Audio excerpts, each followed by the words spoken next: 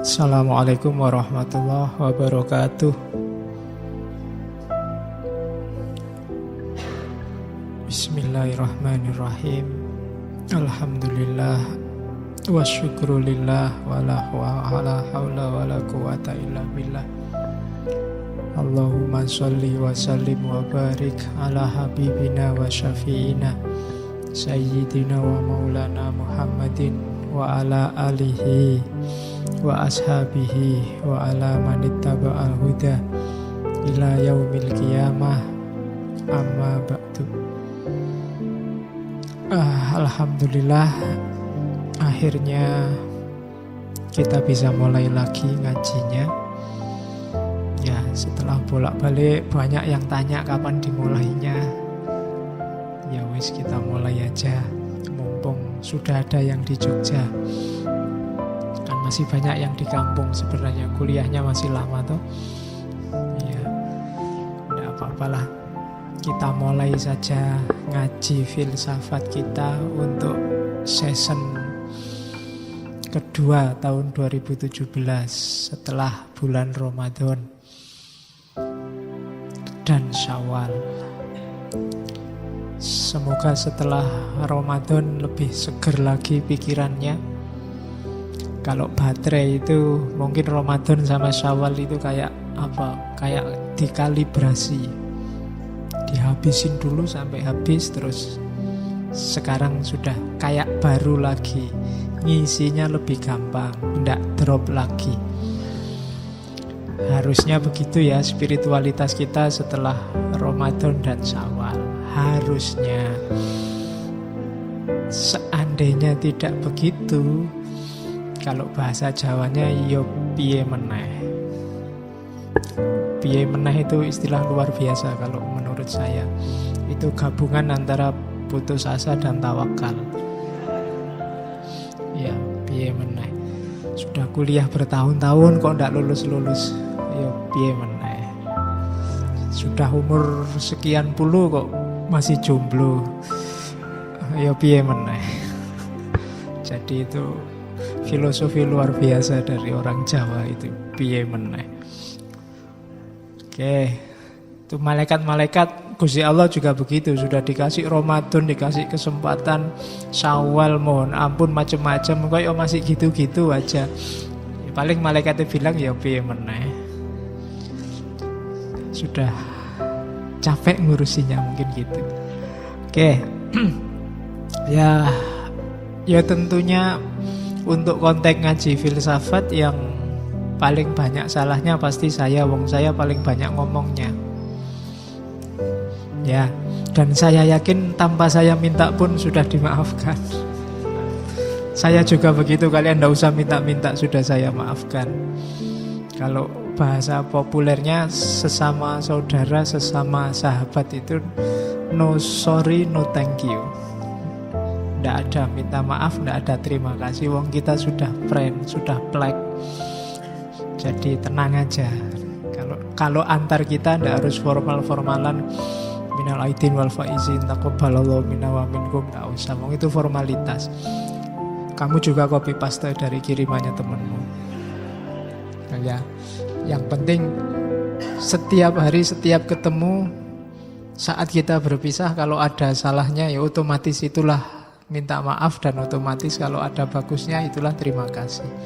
Jadi tidak harus formal no sorry, no thank you. Jadi tidak harus pakai makasih ya. Makasih ya itu kan untuk yang belum kenal. Minta maaf juga yang mungkin agak jauh, tapi sesama kita, sesama saudara. Kalau kalian ngaku loh ya, dan nganggap saya saudara, itu tidak harus formal-formalan. Kenapa kita sibuk luar biasa kalau Idul Fitri minta maaf ke kiri dan ke kanan? Mungkin kita belum serius ngaku saudaranya sama yang lain. Nunggu minta maaf dulu baru dimaafkan. Oke, jadi itu pengantarnya untuk Syawal-Syawalan. Kemarin teman-teman yang ke rumah, Pak ngajinya temanya apa Pak? Ya wis Syawalan aja lah, sebelum masuk ke berpikir yang lebih dalam. Karena ada 2 minggu untuk bulan Juli, saya ambil sebelum minta maaf, saya ingin menebar kebencian dulu. Jadi Jadi temanya ya biar ada minta maaf buat apa Pak? Buat kebencian ini. Minggu depan kita minta maaf.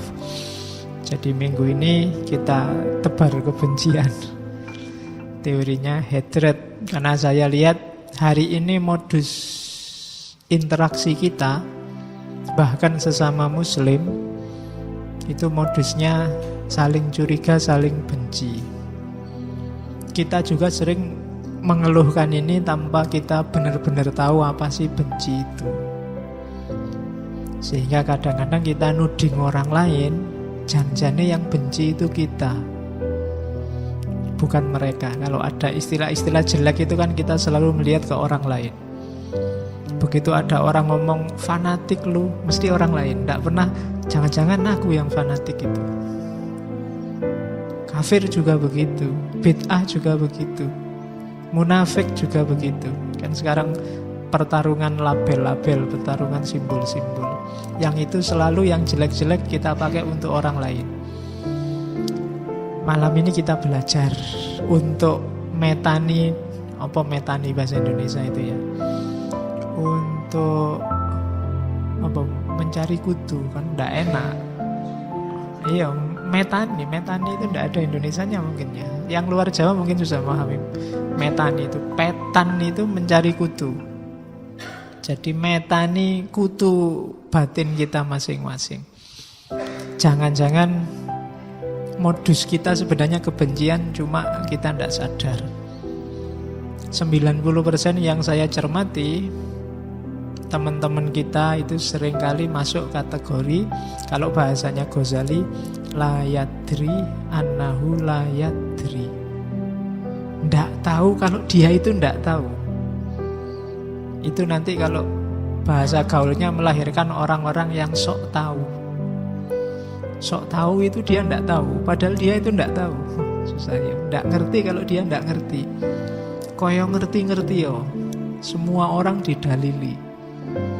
Nah, jangan sampai kita masuk ke situ. Paling tidak seandainya nggak bisa kayak orang tahu, ya mungkin kita memang levelnya memang orang yang tidak tahu. Paling tidak kita sadar bahwa kita itu orang yang tidak tahu. Yadri annahu la yadri, itu sudah bagus. Syukur-syukur bisa yadri annahu yadri. Itu orang baik, orang mulia, tahu kalau dia tahu. Ada orang yang la yadri annahu yadri, tidak tahu kalau dia itu tahu, nggak ngerti kalau dia itu pinter. Ini kayak orang tidur.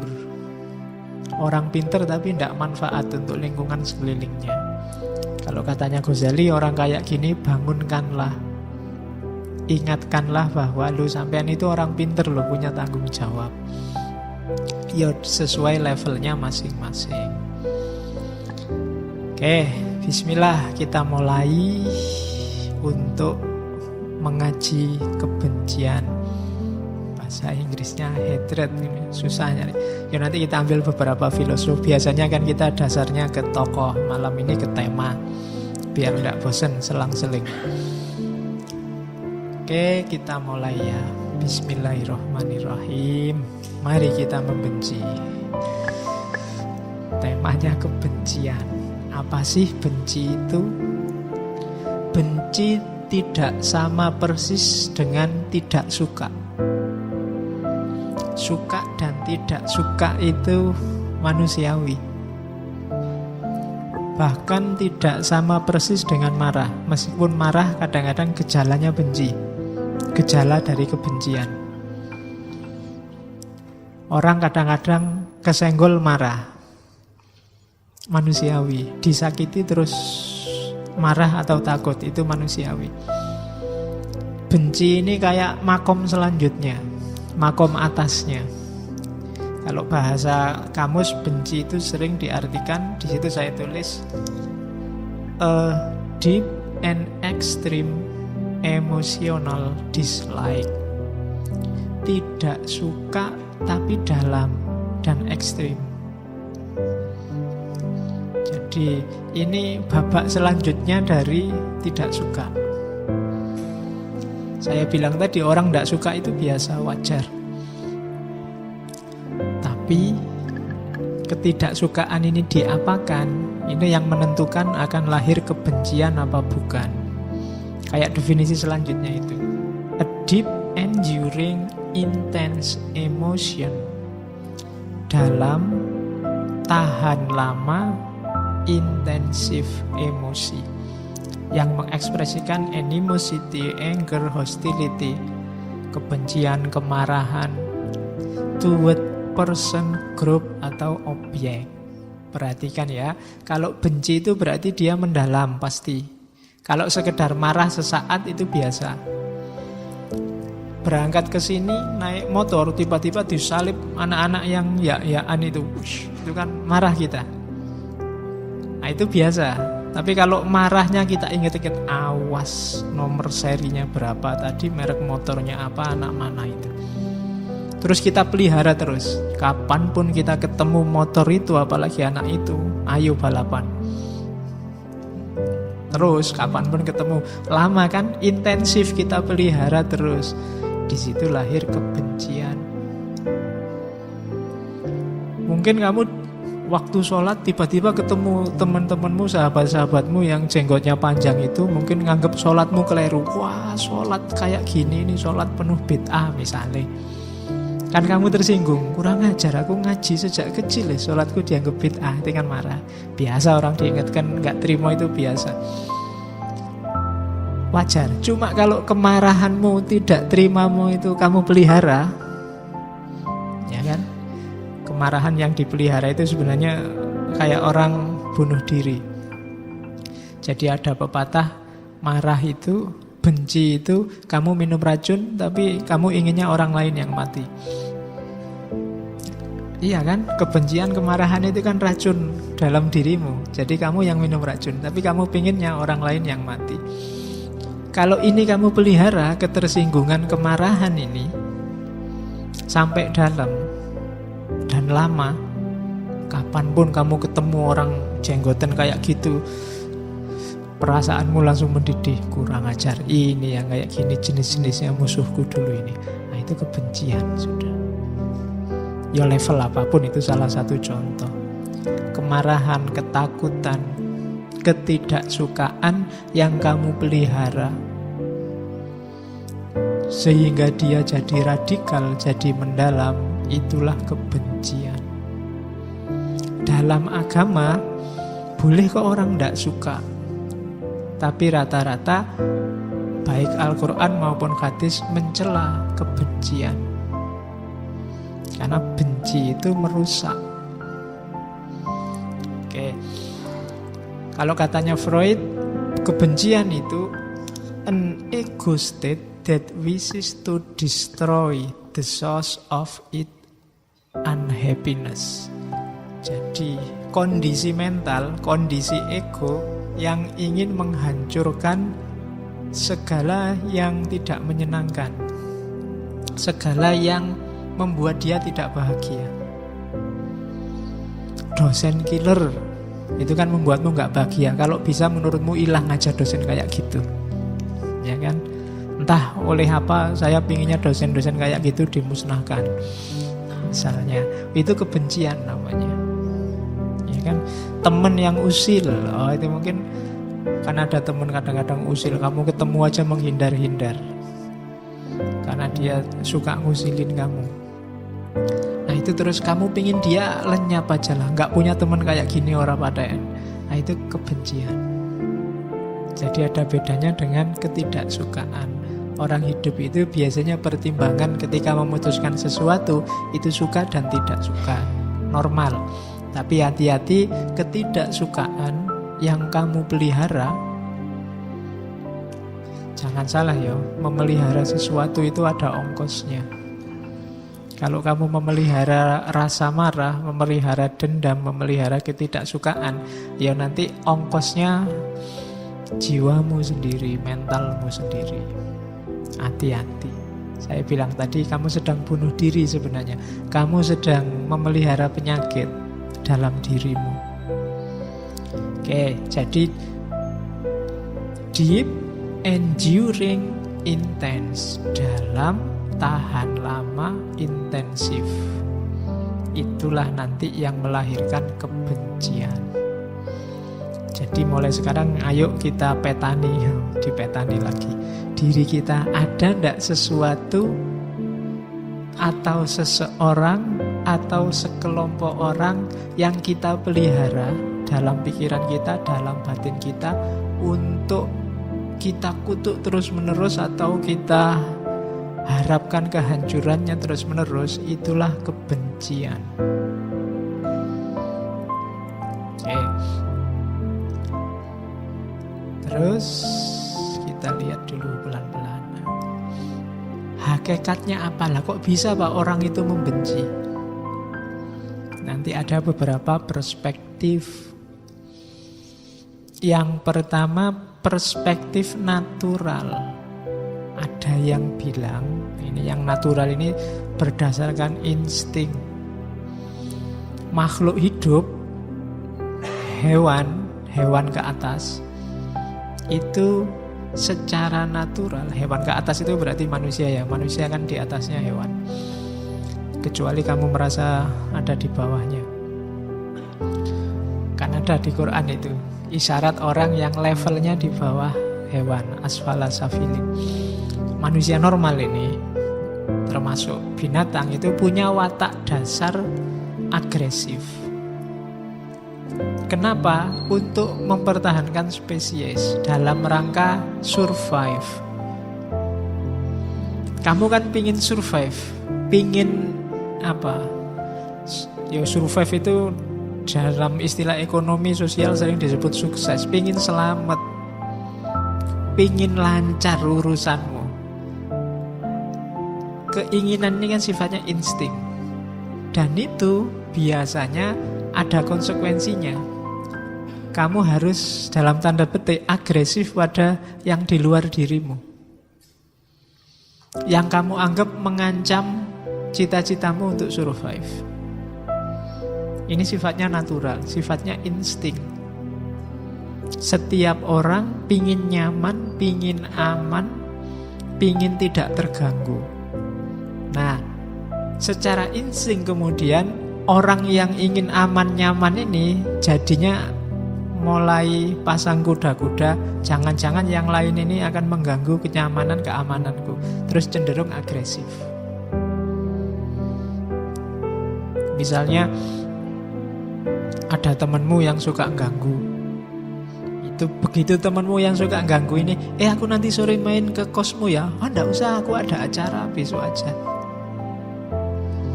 Atau pokoknya kamu berusaha agar privasimu tidak terganggu. Kalau ada yang ganggu terus kamu agresif. Ini natural. Dalam rangka struggle for the fittest. Dalam rangka kamu beradaptasi. Nah, ini teori pertama. Berarti memang ada loh dalam diri kita bibit-bibit untuk membenci. Ya meskipun nanti sebaliknya kita juga punya fitrah untuk mencintai, tinggal milih yang mana. Jadi secara natural berarti memang di antara kemampuan kita sebagai manusia, kita itu memang dikasih oleh Allah kemampuan untuk membenci. Fitrah itu kan begitu, insting itu begitu. Itu kayak ujian bagi kita, mana yang kita pilih, mencintai apa membenci. Kita itu mampu bersedekah juga mampu maling. Nah, kita milih mana, maling apa bersedekah. Itu bedanya manusia sama semua makhluk hidup yang lain. Kalau hewan kan nggak ada pilihan-pilihan itu, pokoknya dasarnya insting aja. Instingnya kawin, ya wis kawin gitu aja. Instingnya agresif, ya sama temennya kadang serang-serangan. Kalau manusia kan dikasih akal, ada pilihan-pilihan. Mau kawin apa mau jomblo itu kan bisa milih. Jadi bukan takdir, itu pilihan. Oke, jadi kamu nggak bisa alasan Pak saya jomblo itu memang sudah takdirnya, nggak iso. Kalau kamu mau kawin bisa kok. Kan saya belum mapan Pak, itu urusan yang lain. Tapi kalau kamu mau itu bisa.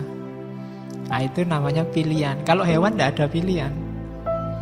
Kalau belum musim kawin, dia tidak pengen kawin. Begitu musim kawin dan pengen kawin, ya wis kawin sak kapoke.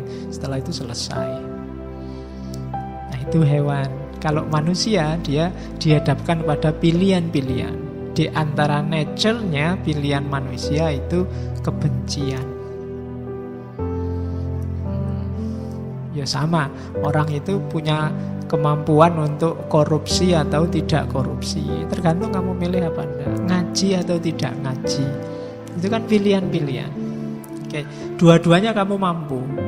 Ngaji juga mampu, enggak ngaji juga mampu. Membenci juga mampu, mencintai juga mampu. Itu teori pertama. Oke. Yang kedua, ada perspektif psikologi. Katanya orang-orang psikologi, kebencian itu hasil dari pengalaman individual sejak kecil. Kita membenci apa, itu biasanya karena pengalaman. Bukan sesuatu yang iya kita punya kemampuan alamiah untuk membenci, tapi apa yang kita benci itu sebenarnya hasil pengalaman. Ada yang tidak suka lele misalnya, itu mesti mungkin punya pengalaman traumatik gara-gara lele. Saya punya teman di Gresik itu punya kolam lele. Makanannya lele itu kotorannya manusia. Dan di sana kalau mau buang air, jangan buang air di rumah, rugi. Buang air di kolam lele itu, dibayari. Kan seru. Buang air aja dibayari untuk makanannya lele. Cuma ya itu, teman saya di Gresik, saya ke sana disuruh buang air di kolam lele itu, jadi baru jongkok lelenya langsung nyamber ke atas, cuis gitu. Iya, kalau kita kaget luar biasa itu. Hati-hati kalau lelenya salah gigit kan kacau. Oke. Loh itu kan pengalaman traumatik, kita kaget luar biasa. Lele ternyata makanannya itu ya, misalnya. Akhirnya kita jadi pengalaman ini membekas di sini. Kita tidak suka dan kita pelihara di sini ketidaksukaan itu, jadilah kita membenci lele. Saya ada teman juga pembenci tahu. Jangan salah. Karena dia trauma di pondok. Di pondoknya itu makannya pakai catering. Dan tiap hari, karena dia sejak kecil mondok, menurut dia seminggu bisa 4-5 kali menunya tahu. Lama-lama dia trauma sama tahu. Jadi dia tidak suka sama tahu. Itu traumatik, pengalaman masa kecil. Mungkin ada yang ngalami apa masa kecil, mungkin ketemu orang yang kumisnya tebel terus jadi takut, sampai besar ada trauma tertentu dengan kumis. Atau kena tilang polisi waktu ABG terus ada trauma sama polisi. Jadi kebencian itu dibentuk oleh pengalaman. Trauma sama ternyata yang melakukan teror selama ini cirinya orangnya gini. Terus kita simpan itu dalam hati dan kita benci semua yang punya ciri itu. Itu perspektif psikologi. Jadi kebencian itu hasil pengalaman. Oke, itu teori yang kedua. Teori yang ketiga, ini teman-teman sosiolog. Kebencian itu tidak melulu hasil pengalaman. Ya memang hasil pengalaman, cuma pengalaman itu lahir dari struktur. Jadi tidak semata pengalaman, tapi pengalaman sosial. Kita sebenarnya nggak ada urusan, nggak tahu menahu tentang apa itu terorisme, tapi struktur hari ini membentuk pikiran kita kayak gitu loh, teroris itu harus kita jauhi. Itu struktur.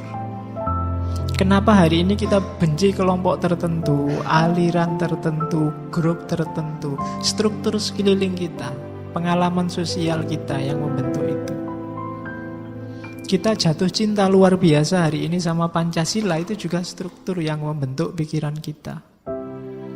Jadi pengalamannya tidak cuma pengalaman individual, tapi juga pengalaman sosial. Dari situlah kebencian lahir. Jadi hakikat kebencian itu kan ada teori perspektif kelompok natural, perspektif psikologi, perspektif sosial. Beda-beda tapi sebenarnya tiga-tiganya benar. Kita punya potensi untuk membenci. Kita punya pengalaman-pengalaman yang melahirkan kebencian. Dan dunia sosial kita itu biasanya terstruktur untuk membenci sesuatu dan menyukai sesuatu. Jadi tiga-tiganya ini main semua. Itulah semesta kehidupan kita. Itulah nanti yang melahirkan ada yang kita sukai, ada yang kita tidak sukai, ada yang kita cintai, ada yang kita benci. Itu struktur. Dulu pernah saya ceritakan, kenapa ya orang Afrika itu suka model perempuan semacam itu, orang Jawa suka perempuan model semacam ini, orang Amerika suka perempuan model itu pasti karena insting, karena pengalaman, dan juga karena struktur. Orang Afrika suka perempuan yang kulitnya hitam dan berkilat, itu pasti karena pengalaman dan juga struktur. Orang Jawa suka yang kulitnya sawo mateng, orang Barat suka yang kebule-bulean. Ya meskipun sekarang terjadi globalisasi, di mana-mana sukanya kayak bule. Menurut saya itu tidak natural, karena cantik versi Jawa itu tidak selalu identik dengan cantik versi Barat.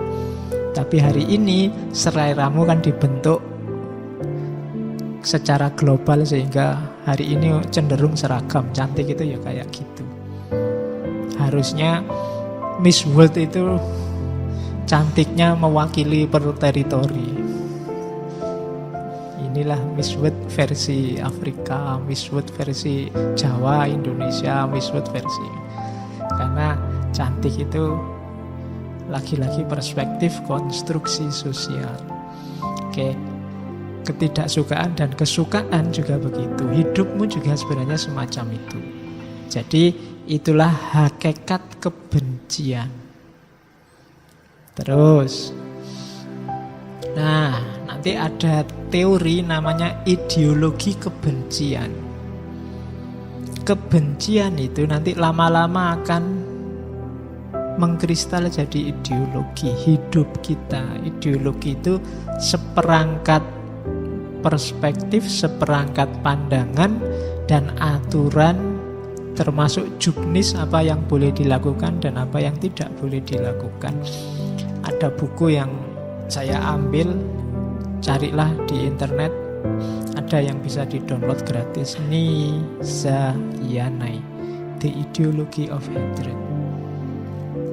Katanya Nisa Yanai, hari ini itu hasil cermatannya dia, semua konflik, hampir semua konflik itu sumbernya cuma satu, kebencian. Kalau dulu lebih variatif. Dulu itu ada konflik karena membebaskan diri dari penjajahan, konflik ingin merdeka, konflik apalagi ingin meraih kekuasaan. Tapi hari ini sebabnya seragam, meskipun variabelnya macam-macam. Sebabnya apa? Kebencian. Kamu carilah cerita konflik apapun di media hari ini, sumbernya satu, kebencian. Termasuk di Indonesia. Kamu sebut aja hari ini ada konflik apa wis? KPK melawan DPR, ada konflik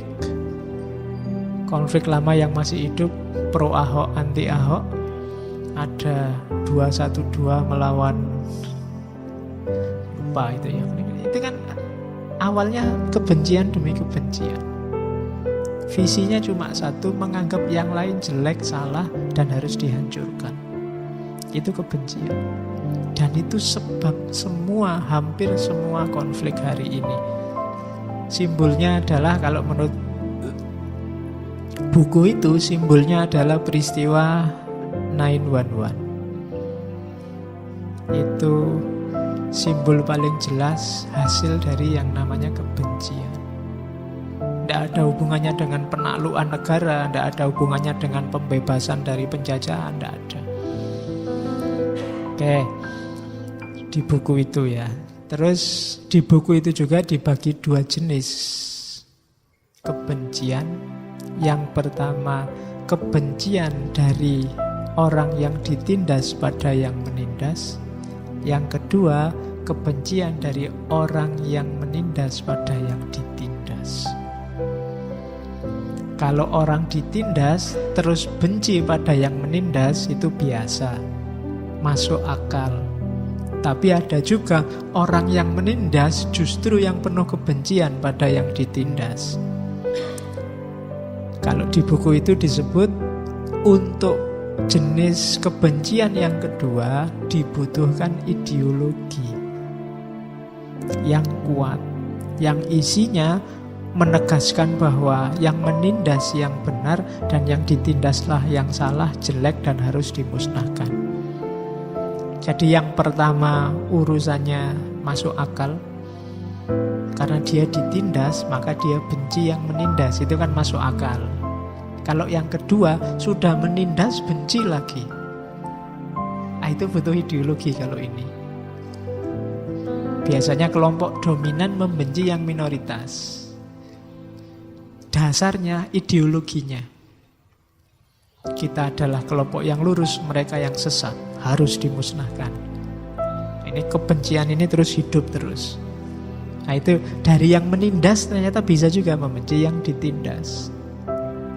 Kalau di banyak ayat dalam Al-Quran, kebanyakan kita disuruh memihak mustad'afin, orang yang ditindas. Tapi dua-duanya ini sebenarnya harus ditolong. Makanya kalau ada hadis Nabi yang bilang unsur akhoka zoliman au madhluman, dia yang sedang zolim atau sedang dizolimi harus kita tolong. Dua-duanya sedang tenggelam dalam kebencian. Orang menzolimi itu kan pasti juga penuh kebencian.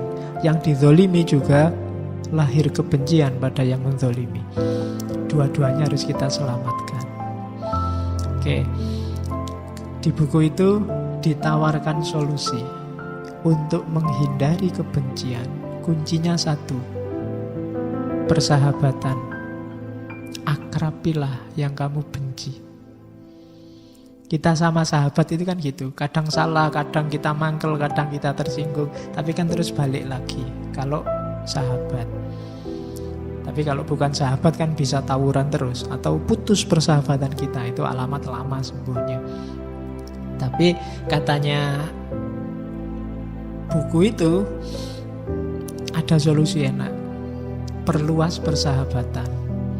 Yang selama ini kita maki-maki di medsos, di Facebook, di WA, berani gak kita rangkul dia untuk jadi sahabat? Kalau sahabat itu kan enak, saling memaklumi, saling memaafkan, saling tidak menyebut jasa, tidak butuh ucapan terima kasih, dan seterusnya. Nanti kita lihat detailnya ya. Jadi kebencian itu kadang-kadang mengkristal jadi ideologi. Ideologi kebencian. Terus, kebencian itu dasarnya biasanya dua. Kalau kita punya dua ciri ini, berarti kita pembenci. Yang pertama apa? Devaluation of the victim. Kita menilai sangat rendah pada yang kita benci. Bahkan kadang kita tidak, seandainya manusia, kita tidak nganggap dia manusia lagi. Begitu ketemu orang yang kita benci, status manusianya hilang. Yang ada hanya kebencian kita padanya, atau yang membuat kita benci.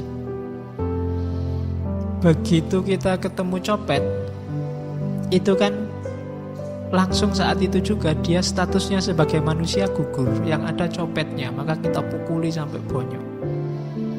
Begitu kita dengar nama siapa hari ini favorit dibenci, Fahri Hamzah, apa nih, Fadlizon, apa nih, itu kan favoritmu kamu benci. Kamu lupa bahwa dia juga manusia, dia juga punya istri, dia juga punya anak, dia juga manusia. Tapi status manusianya kamu reduksi, hilang pokoknya. Dia orang yang kurang ajar, mulutnya nggak bisa dijaga. Kalau ada depanku tak pukuli dia. Devaluation of the victim. Grup sebelah juga begitu. Mungkin ada yang dia benci, ya pokoknya itu. Devaluasi. Itu menunjukkan bahwa jiwa kita jiwa kebencian yang sedang dominan. Ya boleh kamu tidak setuju sama gagasannya Fahri Hamzah, ocehannya Fadlizon, dan seterusnya. Tidak ada salahnya, memang beda pendapat itu wajar. Tapi jangan devaluation. Kamu nggak setuju perilaku nyopet, iya, bahkan harus tidak setuju kalau kamu memang pikirannya masih jernih. Tapi caramu memperlakukan pencopet itu menunjukkan ada kebencian atau tidak. Devaluation. Oke. Nah, orang itu kan hidupnya multi, tidak cuma satu dimensi. Biasanya kalau sudah kita benci, hanya kita lihat satu dimensi itu saja. Kalau ada orang jahat, kita hanya lihat perbuatan jahatnya dan kita sebut dia secara total sebagai penjahat. Padahal selain kejahatannya, dia juga punya sisi-sisi kehidupan yang lain. Itu yang disebut devaluation of the victim. Loh, apa terus kita setuju copet? Enggak. Apa terus kita harus setuju saja ucapan yang tidak karu-karuan dari beberapa anggota DPR? Enggak. Tapi letakkan kejahatan itu sesuai porsi dan proporsinya. Bahkan tidak harus kita bawa kemana-mana dalam hati kita, dalam pikiran kita. Kebencian itu kan kita bawa kemana-mana tiap hari, di pikiran kita, di hati kita. Kemarin waktu rame-ramenya anti Ahok dan pro Ahok, kita lihat siapa saja yang bunyi kan itu. Ini anti Ahok apa pro Ahok ini? Ini ikut grup A apa grup B? Ini begitu kenalan mahasiswa baru, ini anak ini NU apa Muhammadiyah ya kira-kira. Pertanyaan pertama kan itu. Nanti sebentar lagi semester sudah jalan, ini HMI apa PMI ya, nah ini ya. Ini mesti melayunya dulu. Terus ketika beda, kita bawa status itu, kita ingat-ingat kemana-mana bahwa dia beda sama aku. Kadang-kadang kita lakukan devaluasi. Itulah kebencian. Yang kedua, ideologi of the hater. Kayak tadi ya, ada reasoningnya.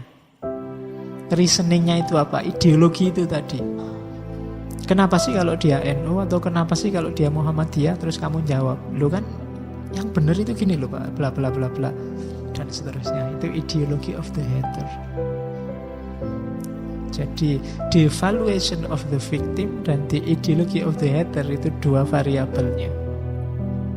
Di situ lahir kebencian. Indikatornya apa? Biasanya kalau kita benci sesuatu, simpatinya hilang, apalagi empatinya. Empati itu turut merasakan. Empati bisa dilakukan oleh yang sama-sama ngalami. Kalau simpati tidak harus. Simpati bukan temennya Mentari atau XL ya. Jadi simpati itu misalnya kamu orang pinter, IP-mu bagus, tiap mata kuliah dapat A. Jadi kamu nggak ngerti rasanya dapat E. Terus temenmu dapat E, kamu, wah aku turut simpati, aku turut sedih atas kamu dapat E. Itu sedihnya kurang mantap karena dia nggak ngerti sakitnya dapat E. Itu namanya simpati. Kalau empati itu kamu, kalau bahasa filsafatnya kamu bisa transposisi. Transposisi itu memposisikan dirimu di posisinya dia. Itu akan lebih mantap kalau kamu pernah ngalami langsung. aku turut sedih kamu dapat dulu saya juga begitu. Nah, itu empati, bisa empati. Kalau simpati biasanya belum ngalami, tapi bisa juga. Cuma kurang dalam biasanya orang. Jadi itu bedanya. Nah, ketika orang benci, dua-duanya tidak akan bisa dilakukan. Orang yang kamu benci itu misalnya anaknya sakit atau habis cerai sama istrinya, kamu malah seneng. Rasa kualat ya kuwi. Kamu mesti gitu. Kapan neh? Sudah tak bilangi jangan gitu. Sekarang susah toh. Nah, itu tidak bisa simpati, tidak bisa empati. Berarti dalam hatimu ada kebencian. Kalau ada orang lain susah, kamu senang. Kalau yang kamu benci senang, kamu susah. Itu berarti kamu benci. Dia hidup dalam batinmu, dalam pikiranmu. Padahal bisa jadi yang kamu benci itu tidak ngerti sama sekali.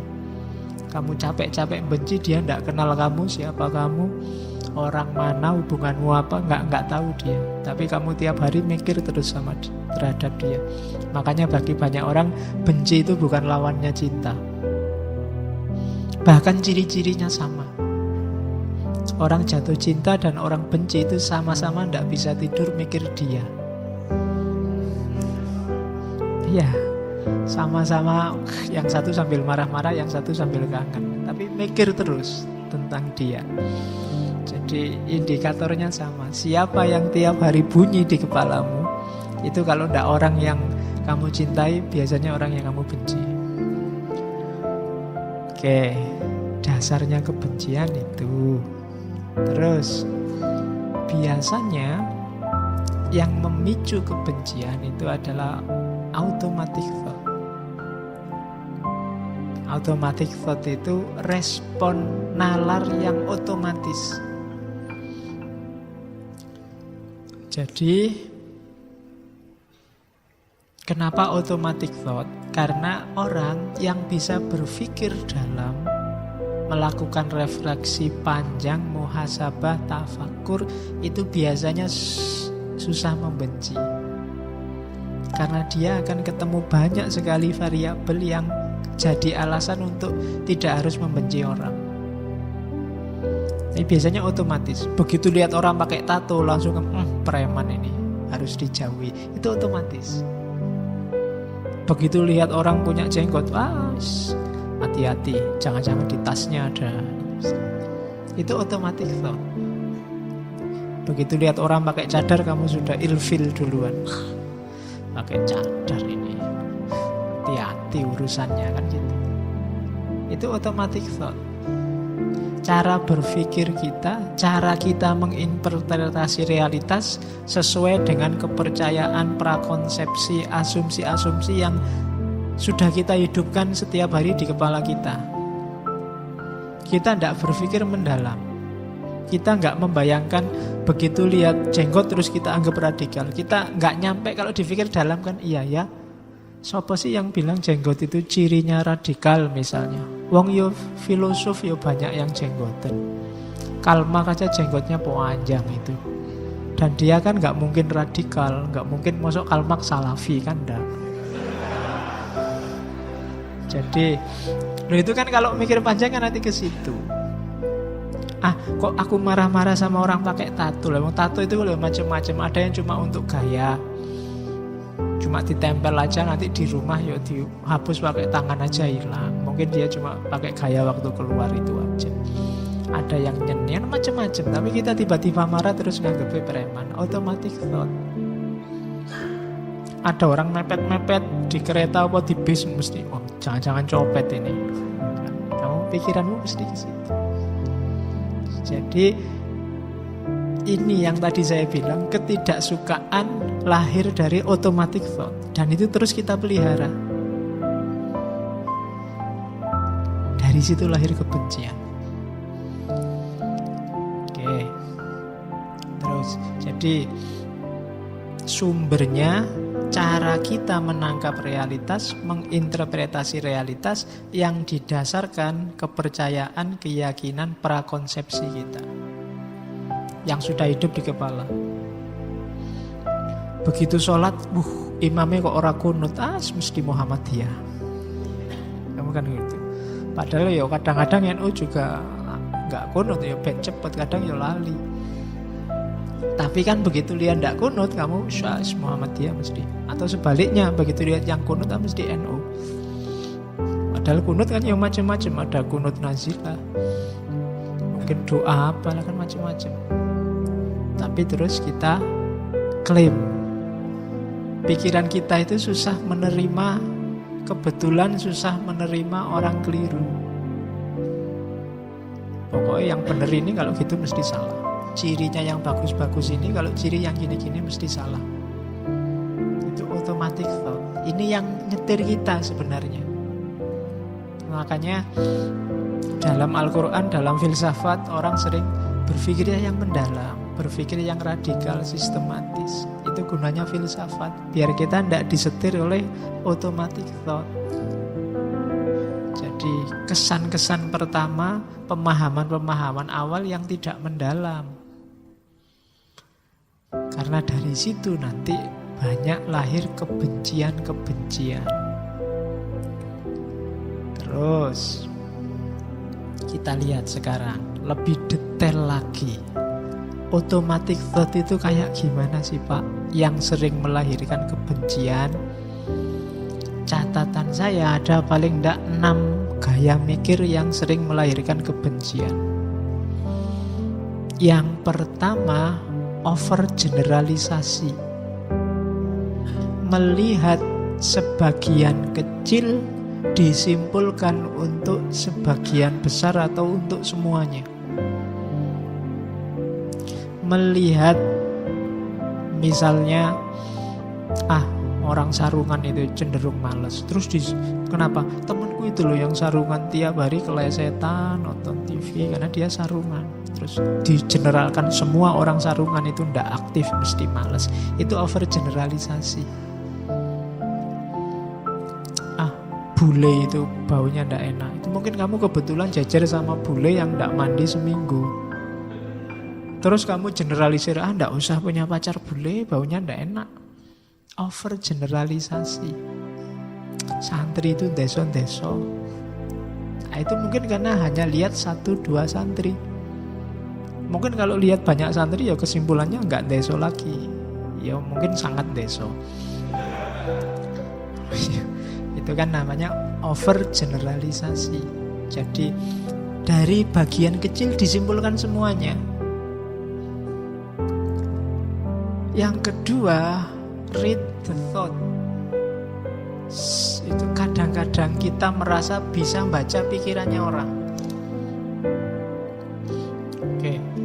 Jadi bisa baca pikirannya orang itu, ini orang kok sejak tadi ngelirik-ngelirik, jangan-jangan naksir aku. Nah, itu read the thought. Jadi kayak bisa-bisa kita baca orang lain. Ini sejak tadi kok usul terus, mesti mau berontak ini. Itu read the thought. Jadi kita tidak bisa membaca apa yang ada di pikirannya orang hanya dari sedikit manifestasi fisiknya. Tapi kita merasa bisa. Ini ada sejak tadi saya ngaji kok dem terus. Jangan-jangan dia tidak cocok ya. Padahal mungkin memang flu. Tapi kita membacanya seolah-olah kita bisa baca pikirannya orang lain. Itu loh. Ini ada orang pakai tato, kemudian keliwar-keliwar di depanku. Ini mesti dia ngincer aku ini. Itu read the thought. Sering melahirkan kebencian. Kayak kita ngerti-ngerti yang ada di pikirannya. Ini mesti orang ini ingin menghancurkan Indonesia. Oh mesti orang ini ingin selalu. Itu read the thought. Apa iya kita bisa? Yang ketiga, ada emotional reasoning. Emotional reasoning itu apa? Nalar emosi. Nalar emosi itu emosi yang diekspresikan dianggap mewakili realitas. Tak kasih contoh. Misalnya minum.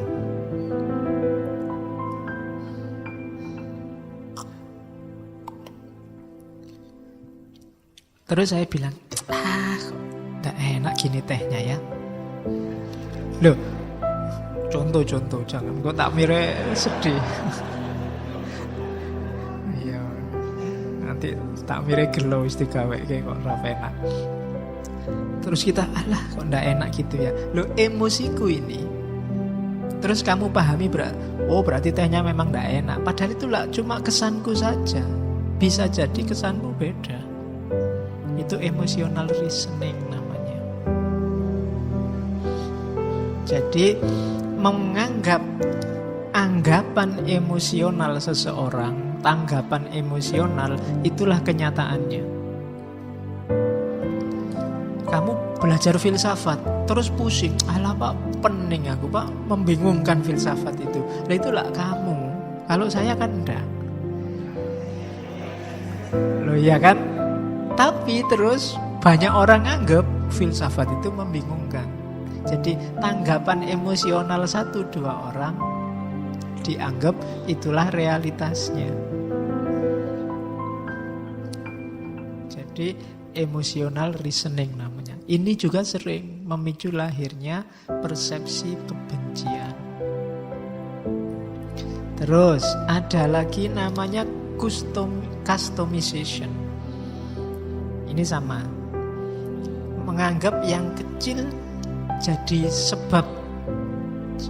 Peristiwa itu kan sebabnya banyak biasanya, tapi kita nganggap satu sebab inilah yang jadi sebabnya. Itu customization. Misalnya ada orang menganggap bahwa peradaban ilmiah Islam itu jatuh karena kritiknya Ghazali pada filsafat.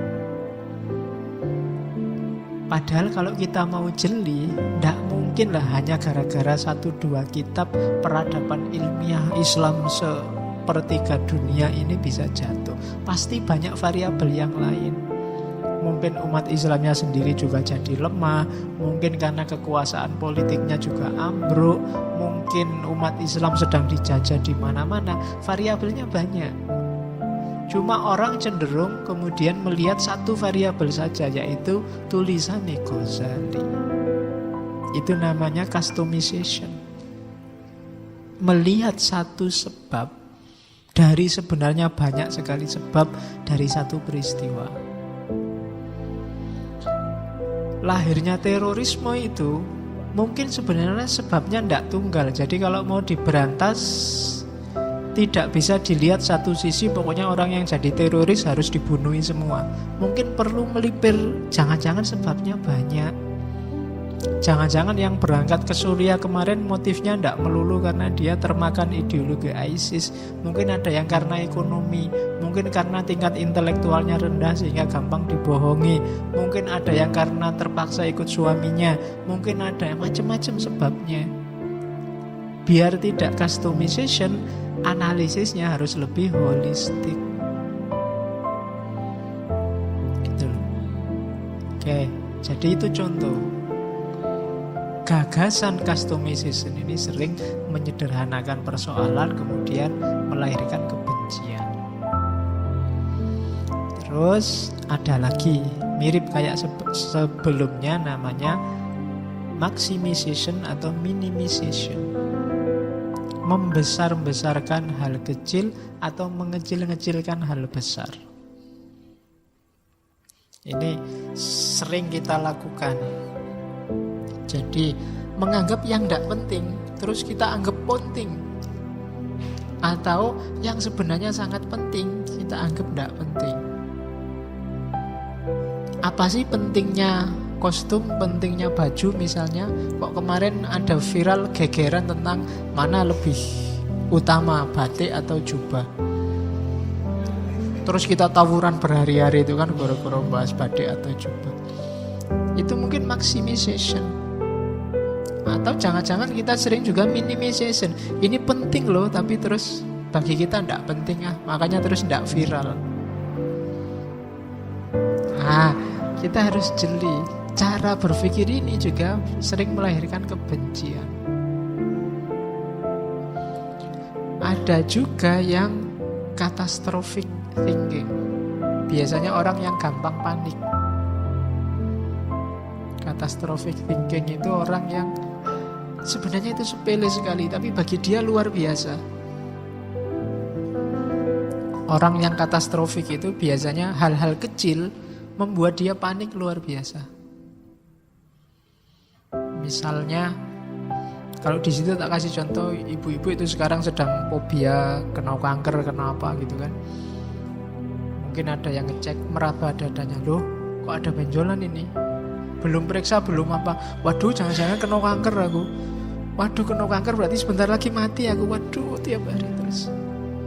Jadi sudah stres kayak orang mau mati. Itu catastrophic thinking.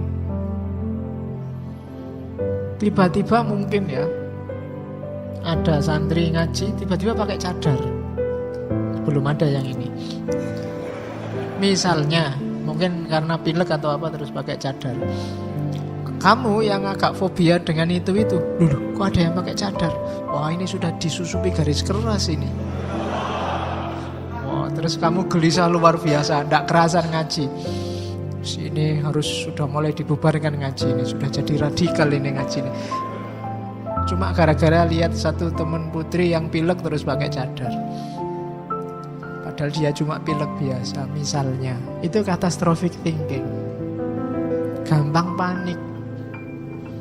Tiba-tiba ada temanmu kos, ada kamar kosong sebelah, tiba-tiba yang nyewa kos-kosan itu orangnya jenggotnya panjang, pakai jubah. Oh, kamu panik mikir gak karu-karuan. Jangan-jangan ini sebentar lagi ngerakit bom, terus kos-kosanku dibom misalnya. Itu catastrophic thinking. Gampang panik. Pikirannya panjang. Ada temennya satu wisuda, waduh jangan, kok aku belum ya, wah kalau nanti jangan-jangan aku tinggal sendiri nggak lulus-lulus, waduh nanti kuliahnya ikut sama adik kelas, waduh udah pikirannya. Sumpah karpe dewe. Itu catastrophic thinking. Ini juga sering melahirkan persepsi kebencian. Jadi hati-hati dengan 6 gaya mikir ini. Overgeneralisasi, read the thought, merasa bisa membaca pikirannya orang padahal ya bukan peramal, ya kan? Emotional reasoning, tanggapan subjektif dianggap mewakili realitas. Itu emotional reasoning. Customization, satu sebab dianggap mewakili semua sebab. Maximization atau minimization, hal penting yang dianggap tidak penting, atau sebaliknya hal tidak penting yang dibesar-besarkan dianggap penting. Dan yang terakhir, catastrophic thinking. Untuk menghindari ini tetap solusinya berpikir hati-hati, sistematis dan dalam. Biar tidak gampang ketipu, tidak kesusu komentar. Kalau ada yang masih belum jelas benar, dicermati dulu duduk persoalannya. Hari ini kita terlalu agresif komentar, sehingga masalah yang biasa jadi luar biasa. Akhirnya yang penting-penting kelewatan. Umatnya gak tambah cerdas, tambah pinter debat, ilmunya gak tambah, kemampuan gegerannya yang tambah. Argumen sana dibawa ke sini, sini dibawa ke situ terus. Nah, maka hati-hati dengan ini. Overgeneralisasi, read the thought, emotional reasoning, customization, maximization, minimization, dan catastrophic thinking. Terus hati-hati juga, mari kita lihat bagaimana orang yang benci terus melampiaskan kebencian itu merasa dirinya benar. Saya bilang tadi, kita sering tidak sadar loh kalau kita itu sedang benci, bahkan sedang membuli orang lain, sedang melakukan kekerasan pada orang lain. Itu ada proses-prosesnya. Itu tak kasih contoh suami istri saja. Sebenarnya contohnya bisa macam-macam, tapi kalau tak kasih contoh tertentu nanti ada yang tersinggung. Biarlah suami istri saja, mumpung masih belum banyak yang punya istri dan suami di sini. Jadi Biasanya ya, lahirnya kebencian dan kekerasan dan justifikasinya itu diawali dari event, ada peristiwa. Misalnya di situ ada peristiwa istri yang ngeritik suami. Biasanya peristiwa itu kan tidak pernah telanjang. Dia selalu kita pahami, kita interpretasi. Terus lahirlah interpretation of the event. Ketika istrinya ngeritik, suaminya merasa di matanya berarti aku ini tidak ada harganya. Jatuh harga dirinya. Kayak kamu dikritik temenmu atau dikritik dosen pembimbingmu, terus wah dunia runtuh ini. Interpretation of event. Kamu interpretasi sendiri secara negatif. Biasanya terus setelah interpretasi yang negatif itu lahirlah stres, hurt, ya kan, merasa tersakiti. Sakitnya di sini itu Pak, itu stres berarti. Jadi merasa lemah, wah aku ini berarti tidak ada harganya sekarang aku. Kurang ajar, aku direndahkan. Nah, terus setelah itu ada secondary interpretation, tafsir selanjutnya terhadap apa? Terhadap stresnya itu. Berarti aku ini korban, malang sekali aku ini. Kasihan ya aku ini. Itu secondary interpretation. Dari situ lahirlah kebencian, marah, ingin balas dendam. Awas besok, hati-hati kalau butuh aku. Hostility. Iyalah sekarang aku kalah, tapi besok kalau ada kesempatan awas. Kapan-kapan butuh aku, ndak akan tak peduliin. Itu hostility. Setelah itu kan tadi sudah pengen balas dendam kan, itu artinya dia tahu loh kalau membenci dan balas dendam itu jelek. Tapi apa? Give himself permission. Oh, tapi iya sih, benci dan balas dendam itu jelek. Tapi ini sudah wajar. Wong dia sih yang tidak sopan. Dia sih yang kurang ajar. Boleh sekarang aku balas dendam. Hakku sekarang balas dendam. Mata balas mata, hidung balas hidung. Give himself permission. Baru lahir action. Ya karena laki-laki ya istrinya terus dipukuli. Itu action, kekerasan. Dari kebencian lahir kekerasan. Kamu dikritik temenmu terus marah, akhirnya action.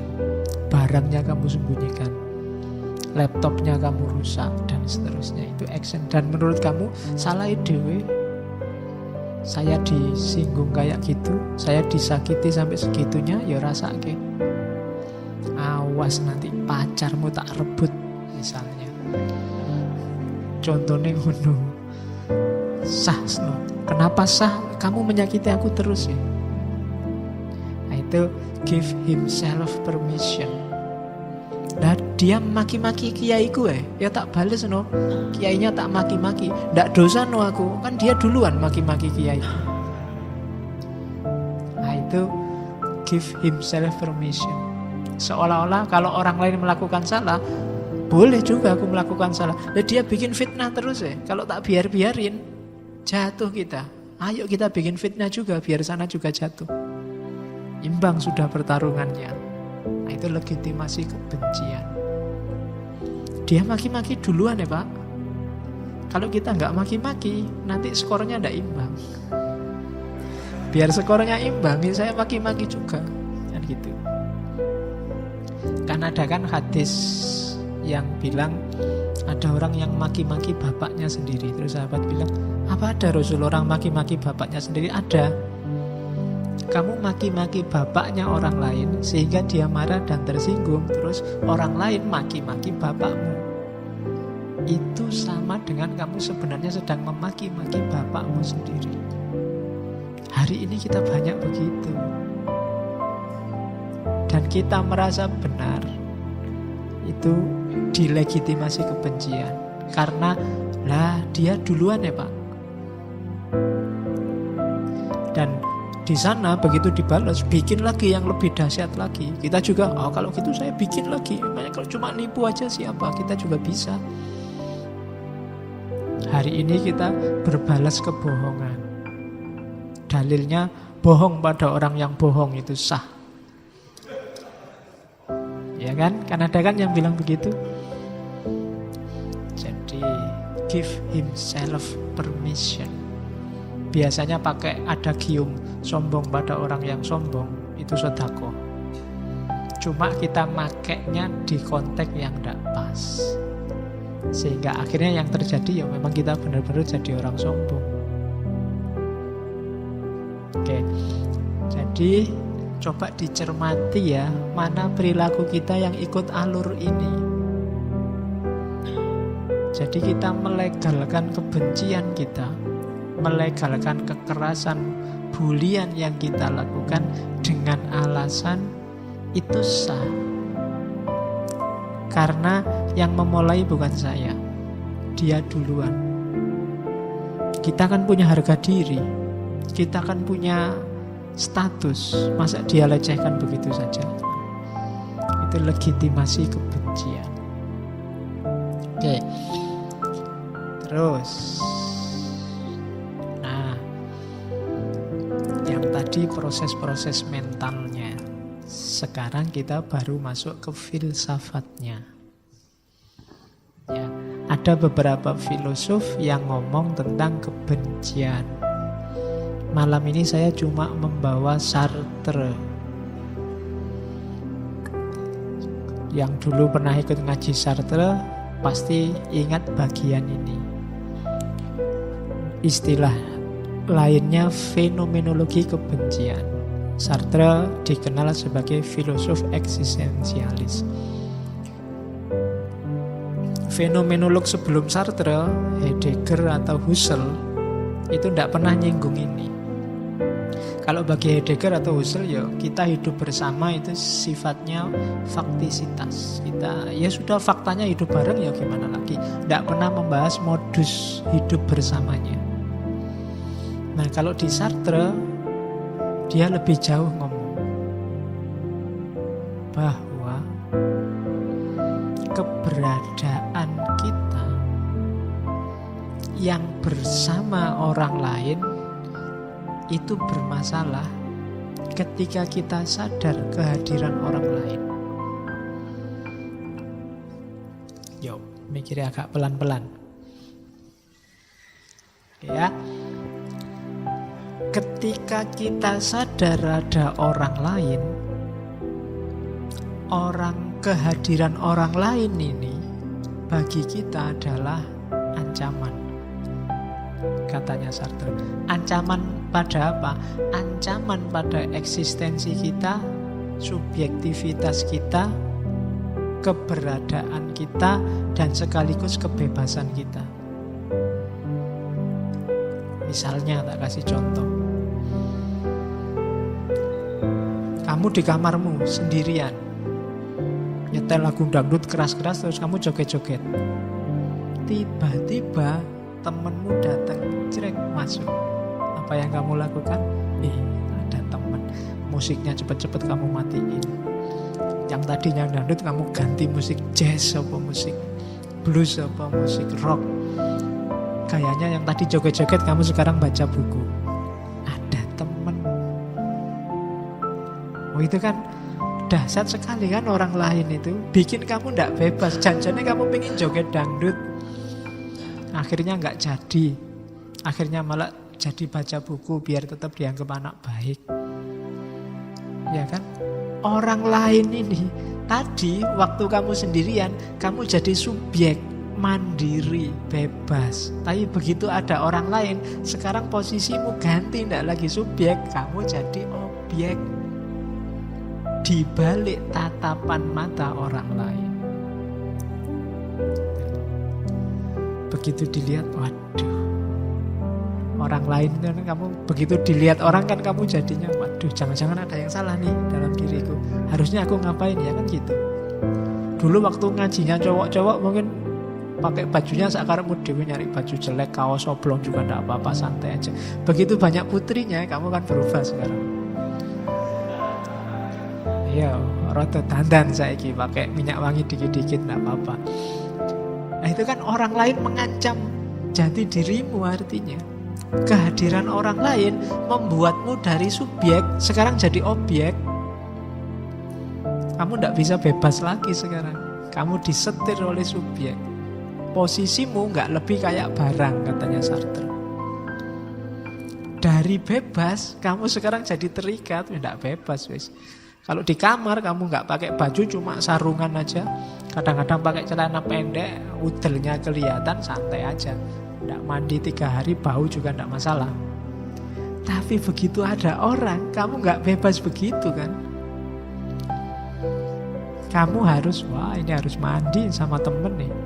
Pakai baju ya ditutup dikit, kasihan dia. Melihat sosokku yang kayak gini, jangan-jangan dia tersiksa.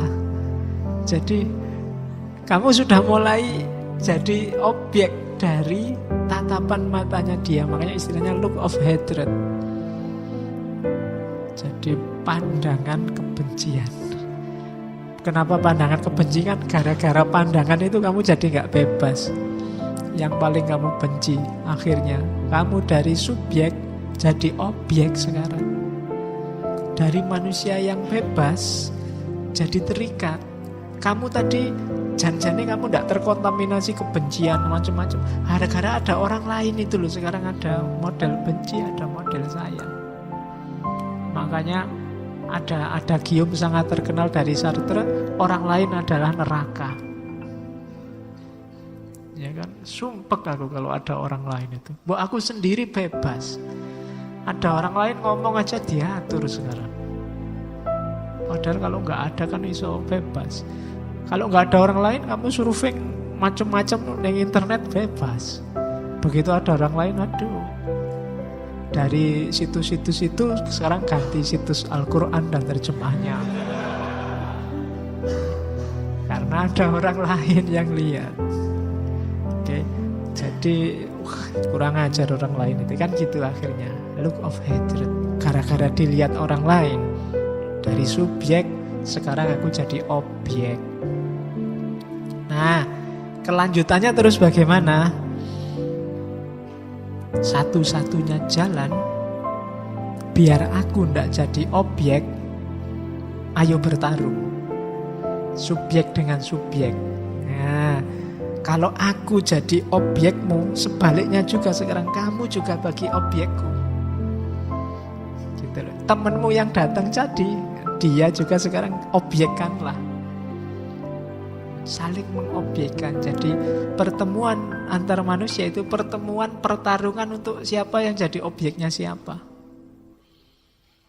Saling mengancam, siapa lebih kuat. Jadi pertempuran saling mengobjekkan.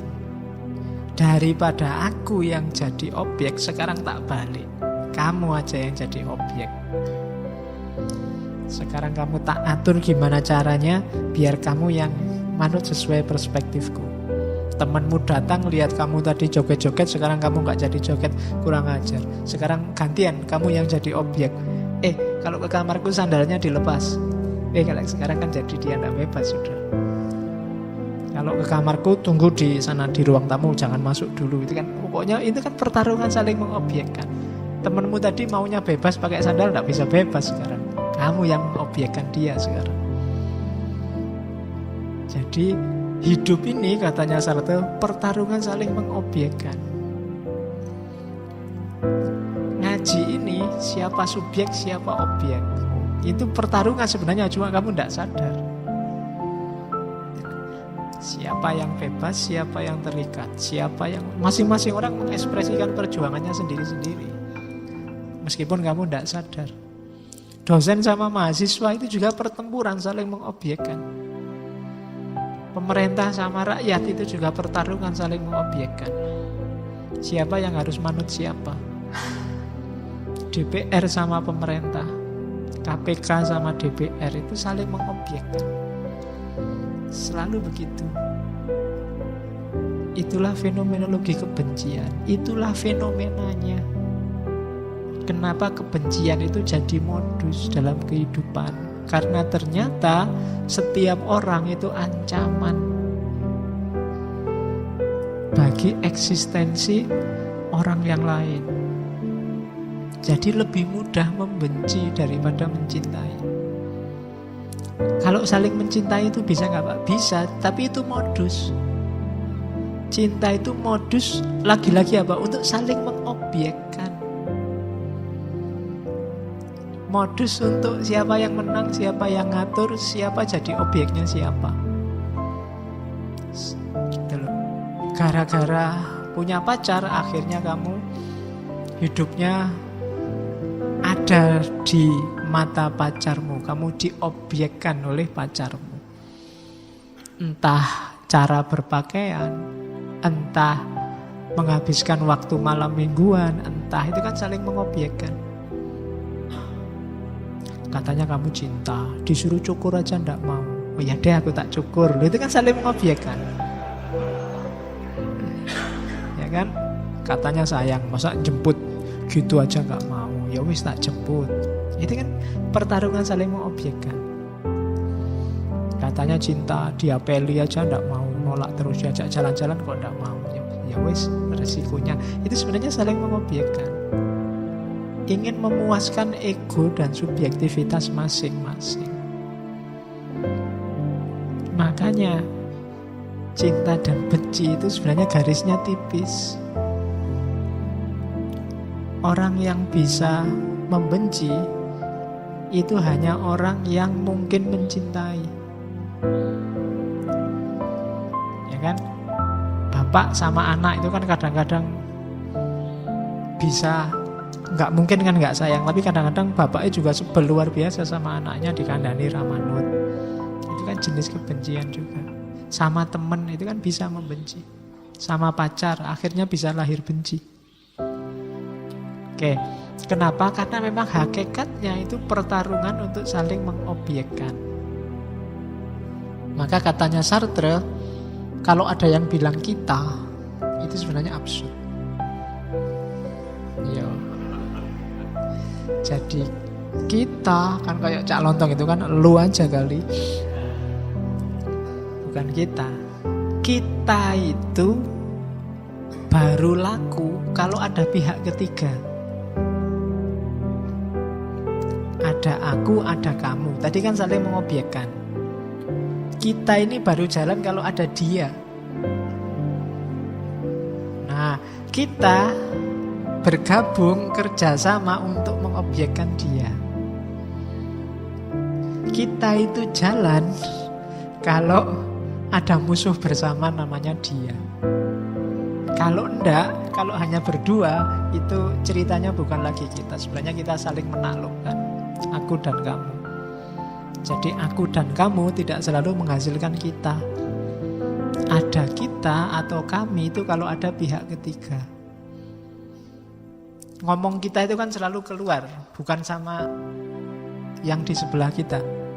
Jadi kalau kita berdua sama ada orang lain itu kan, gini loh Pak, kita kan selalu itu. Jadi selalu ada pihak yang lain. Jadi tidak pernah kita itu kalau cuma aku dan kamu. Harus ada dia, baru ada kita. Dan kita itu absurd.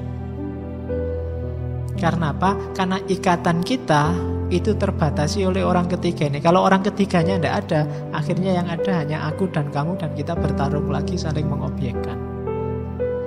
Kalau contohnya Sartre, kayak relasi juragan sama buruh sama pemerintah.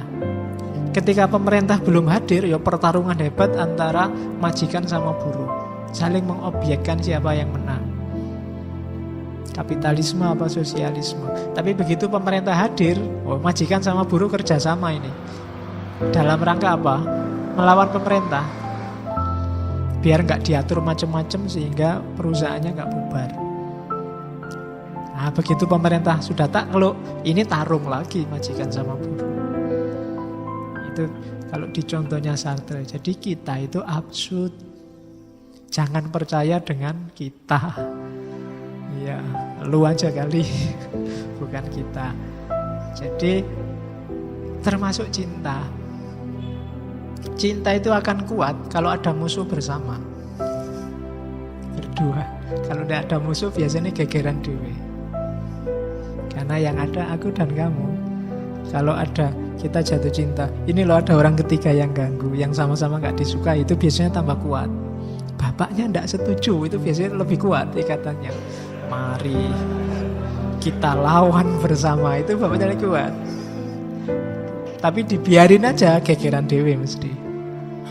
Kayak cerita Romeo and Juliet itu menurut saya keliru kalau ditentang oleh bapaknya. Kalau bapaknya nggak setuju, biarin aja, nanti mesti gegeran dewe. Kayak anak sekarang kan gitu, pacaran ben-benan, nanti lah gegeran dewe.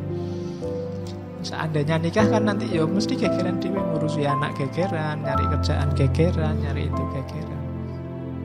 Itu hubungan aku dan kamu. Makanya sekarang artis-artis itu kan gampang cerai karena aku dan kamu saling mengobjekkan. Begitu yang satu merasa tidak bisa menaklukkan, atau yang satu merasa tidak cocok, ya terus cerai. Alasan cerai kan simpel, tidak cocok lagi. Iya kan? Itu kenapa? Itu pertarungan untuk saling mengobjekkannya tidak sukses. Masing-masing pengen menang. Oke, jadi itu Sartre. Ternyata kita itu absurd. Kita baru berfungsi kalau ada musuh bersama. Kemarin itu ada yang demo bareng-bareng ke Jakarta itu. Kenapa bisa kompak? Ada musuh bersamanya.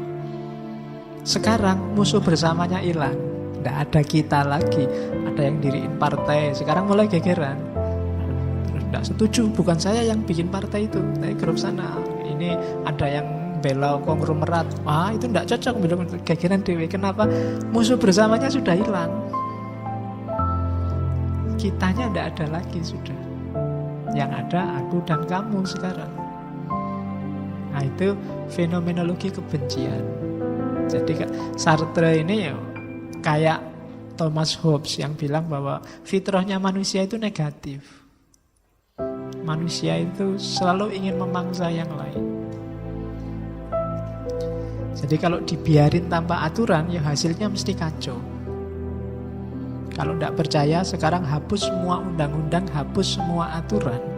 Besok mesti rusak. Contohnya gampang wis, jalan itu semua lampu merah dibuang, semua aturan dibebaskan, terserah mau mengemudi satu arah, dua arah sakarepmu, besok bubar itu jalan-jalan itu.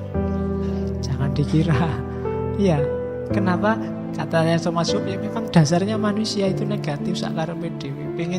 Pengin selalu mengalahkan yang lain, lebih enak dari yang lain, lebih unggul dari yang lain.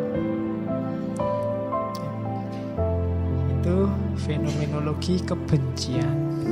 Terus ada teori kebencian, ini nanti ngomong variabel-variabelnya benci. Namanya duplex theory of hatred.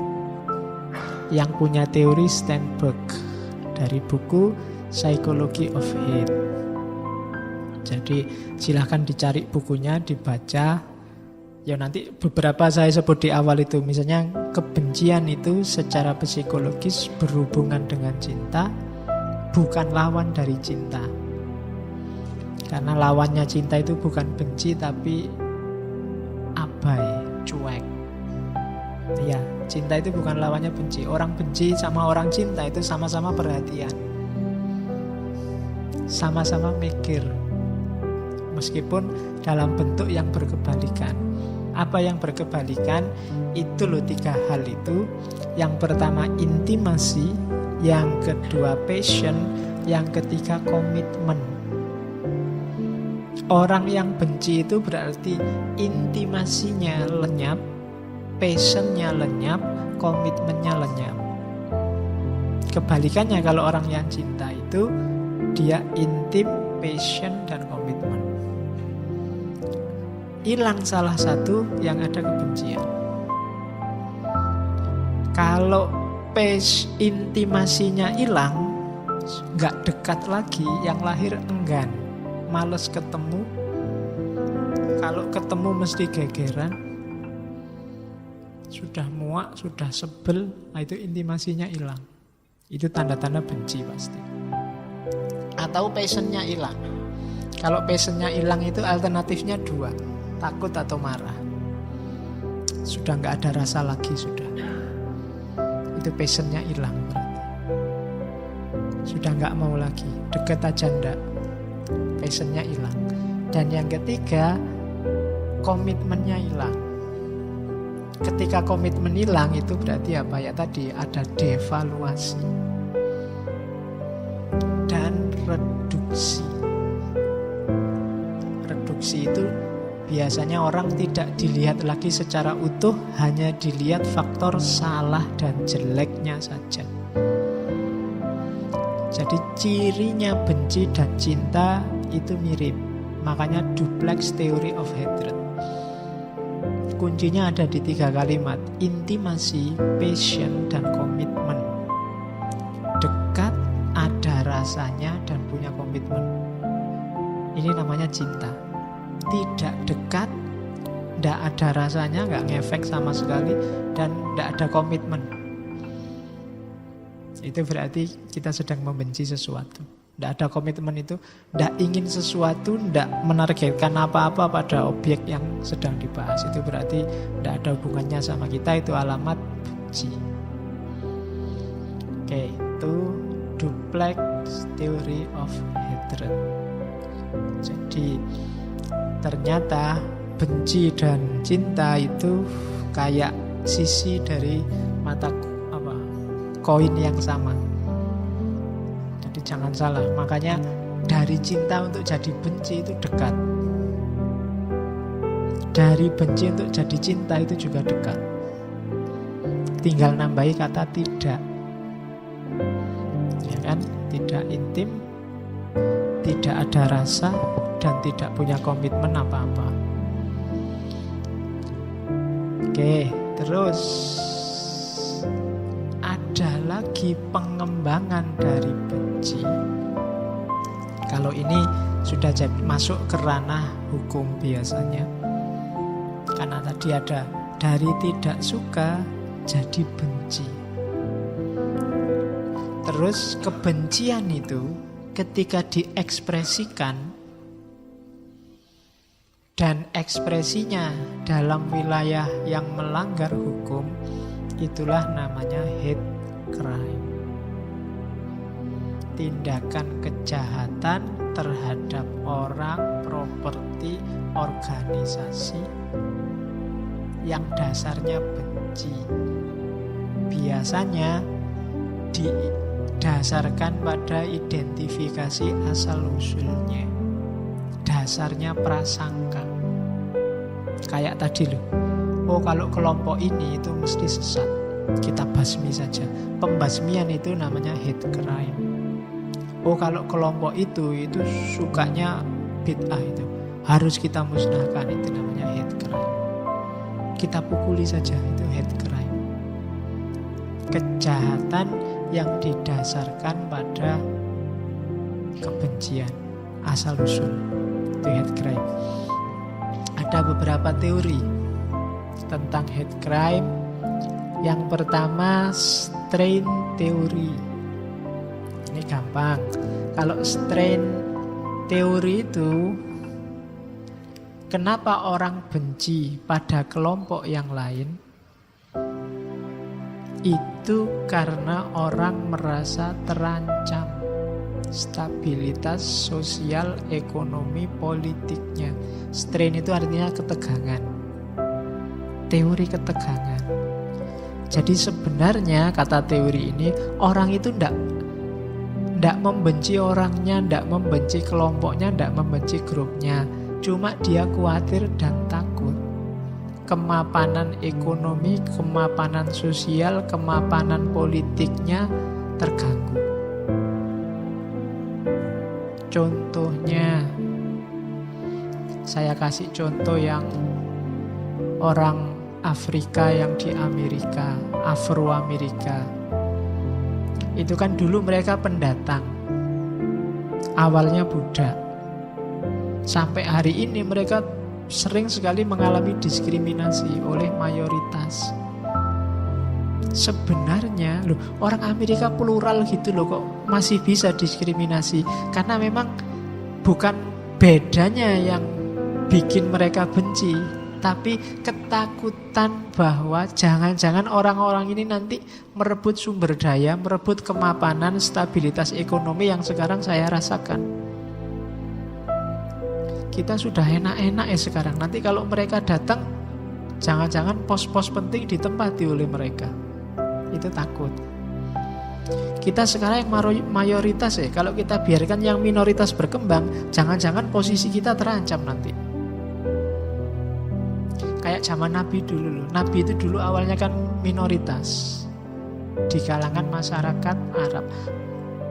Para kafir Quraisy itu sebenarnya tahu yang dibawa Muhammad itu kemungkinan benar memang. Cuma kalau tak terima minoritas Muhammad dan para sahabatnya, jangan-jangan kemapanan ekonomi kita, kemapanan politik sosial kita terusi oleh kehadiran Muhammad. Kita nanti nggak jadi pionir lagi, nggak jadi orang besar lagi, nggak jadi tokoh lagi. Itu namanya strain teori, teori ketegangan. Takut kalau yang minoritas ini mengganggu stabilitas yang mayoritas. Ya contohnya banyak, kalian bisa ngambil contoh macam-macam. Namanya strain teori. Jadi kekhawatiran minoritas, kekhawatiran mayoritas kalau yang minoritas mengganggu stabilitas, kemapanan mereka. Itu namanya strain teori. Contohnya banyak hari ini, tinggal kamu ganti variabel-variabelnya. Oke, terus teori kedua. Yang kedua namanya teori doing difference. Teori doing difference ini nggak melihat kepentingan lagi, tapi melihat perbedaan. Jadi kalau tadi yang dianggap mengancam itu kan urusan kepentingan ekonomi sosial. Kalau di yang kedua ini urusan identitas. Biasanya dalam sebuah masyarakat itu ada namanya in-group. In-group itu grup kita, identitas kita. Misalnya yang NU atau yang Muhammadiyah itu kan punya in-group sendiri ya, yang kelompok NU atau yang kelompok Muhammadiyah. Biasanya punya ciri-ciri sendiri.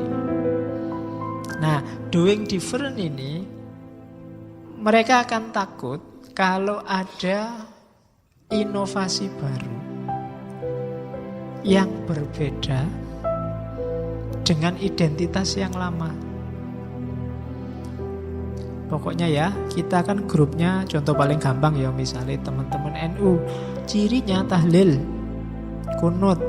Yang Muhammadiyah cirinya apa ya, susah aku boleh. Pokoknya itulah, itu ciri-ciri in group.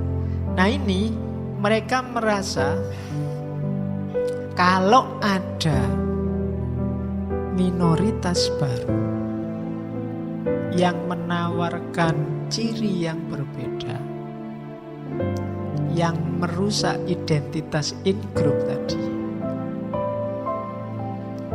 dari situ lahir kebencian. Apa yang dibenci? Rusaknya identitas in-group tadi.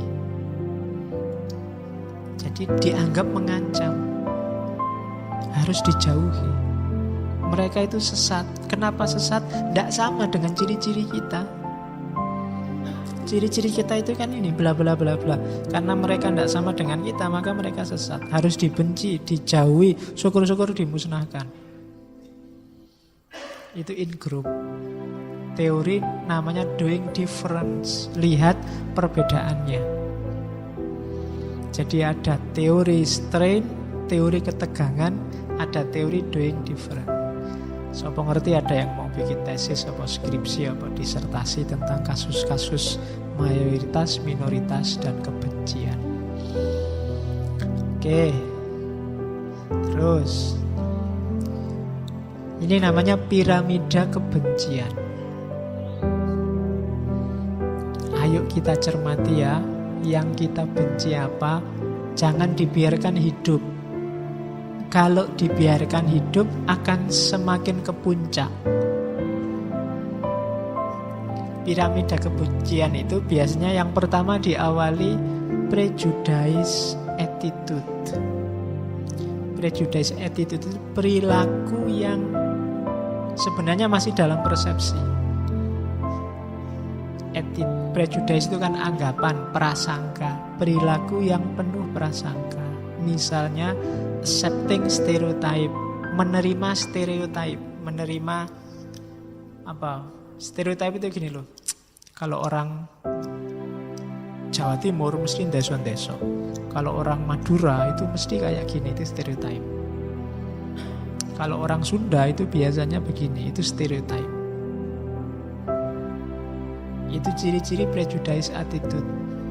Orang yang percaya dengan stereotype itu biasanya level paling awal dari nanti melahirkan kebencian. Adalah makanya jangan nikah sama orang Sunda. Makanya jangan kawin sama orang Madura. Itu stereotype. Ini bibit-bibit kebencian. Terus ada lagi not challenging, belittling joke. Kadang-kadang cuma guyon, tapi guyonnya merendahkan. Rasis. Not challenging itu tidak bantah. Senang kalau ada guyon-guyon kayak gitu yang melecehkan etnis tertentu, ras tertentu. Itu kita suka. Ini prejudice attitude. Ada bibit-bibit kebencian di situ. Kalau dibiarkan dia akan tumbuh jadi kebencian beneran. Kan banyak itu kan kita sering menertawakan ras lain, grup lain, kelompok lain, bikin joke-joke, not challenging, belittling joke. Kalau kita merasa enjoy dengan itu, bisa menikmati yang semacam itu, hati-hati, ini bibit-bibit kebencian. Ya kamu yang sedang bikin joke bisa ketawa-ketawa, tapi yang dikenai joke itu mungkin bisa tersinggung loh, bisa sakit hati loh.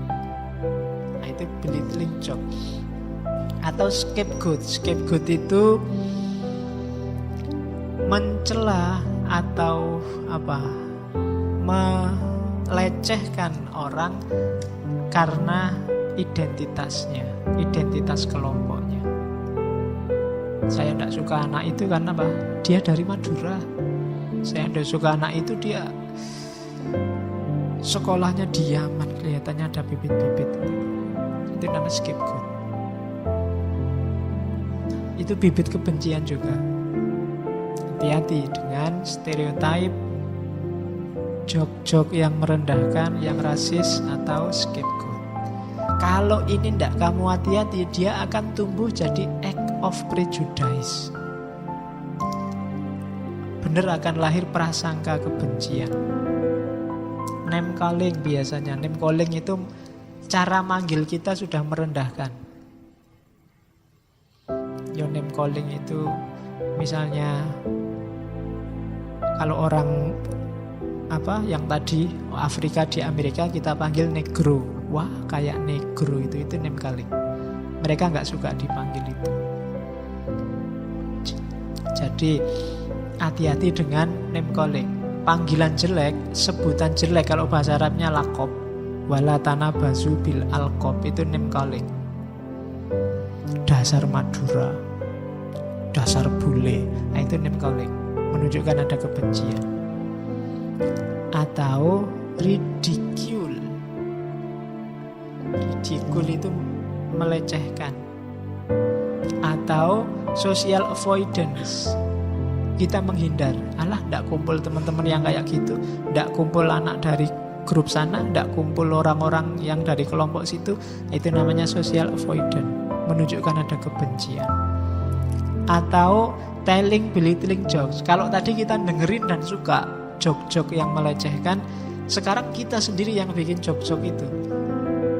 Kita sendiri yang dagelnya sangat rasis.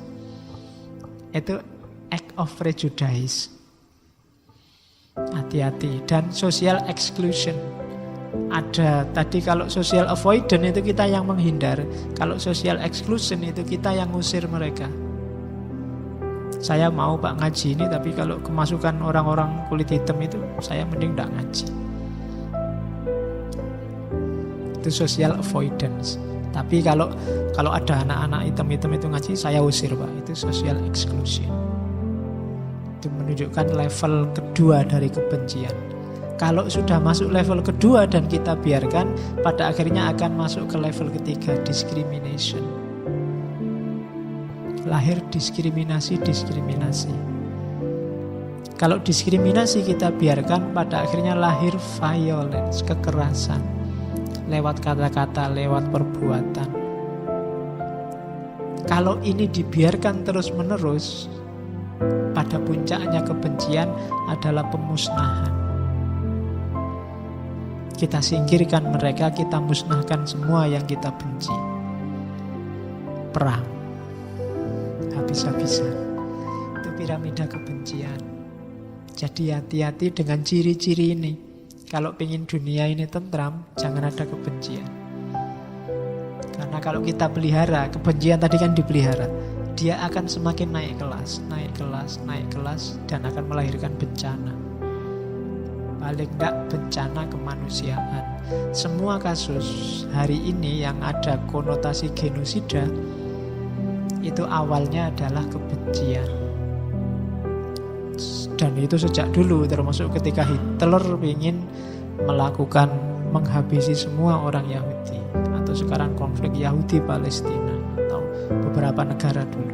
Itu genosida. Oke. Media sosial sedikit ya, medsos dan kebencian. Hari ini kita banyak bingung ini, ada beberapa teori, silahkan nanti yang suka, silahkan lacak teori itu. Ada teori Groundwell.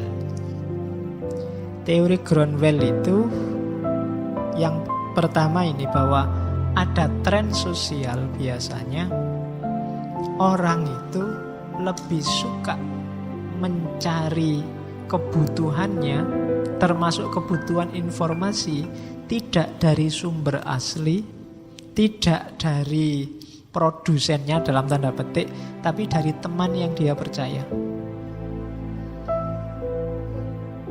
Itu yang bikin orang kemudian cenderung terisolasi dalam kelompoknya, karena yang dia percaya biasanya ya orang-orang dari kelompoknya itu.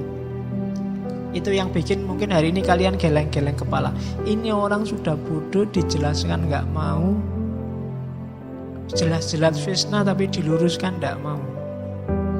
Karena yang meluruskan kamu, orang yang di luar kelompoknya.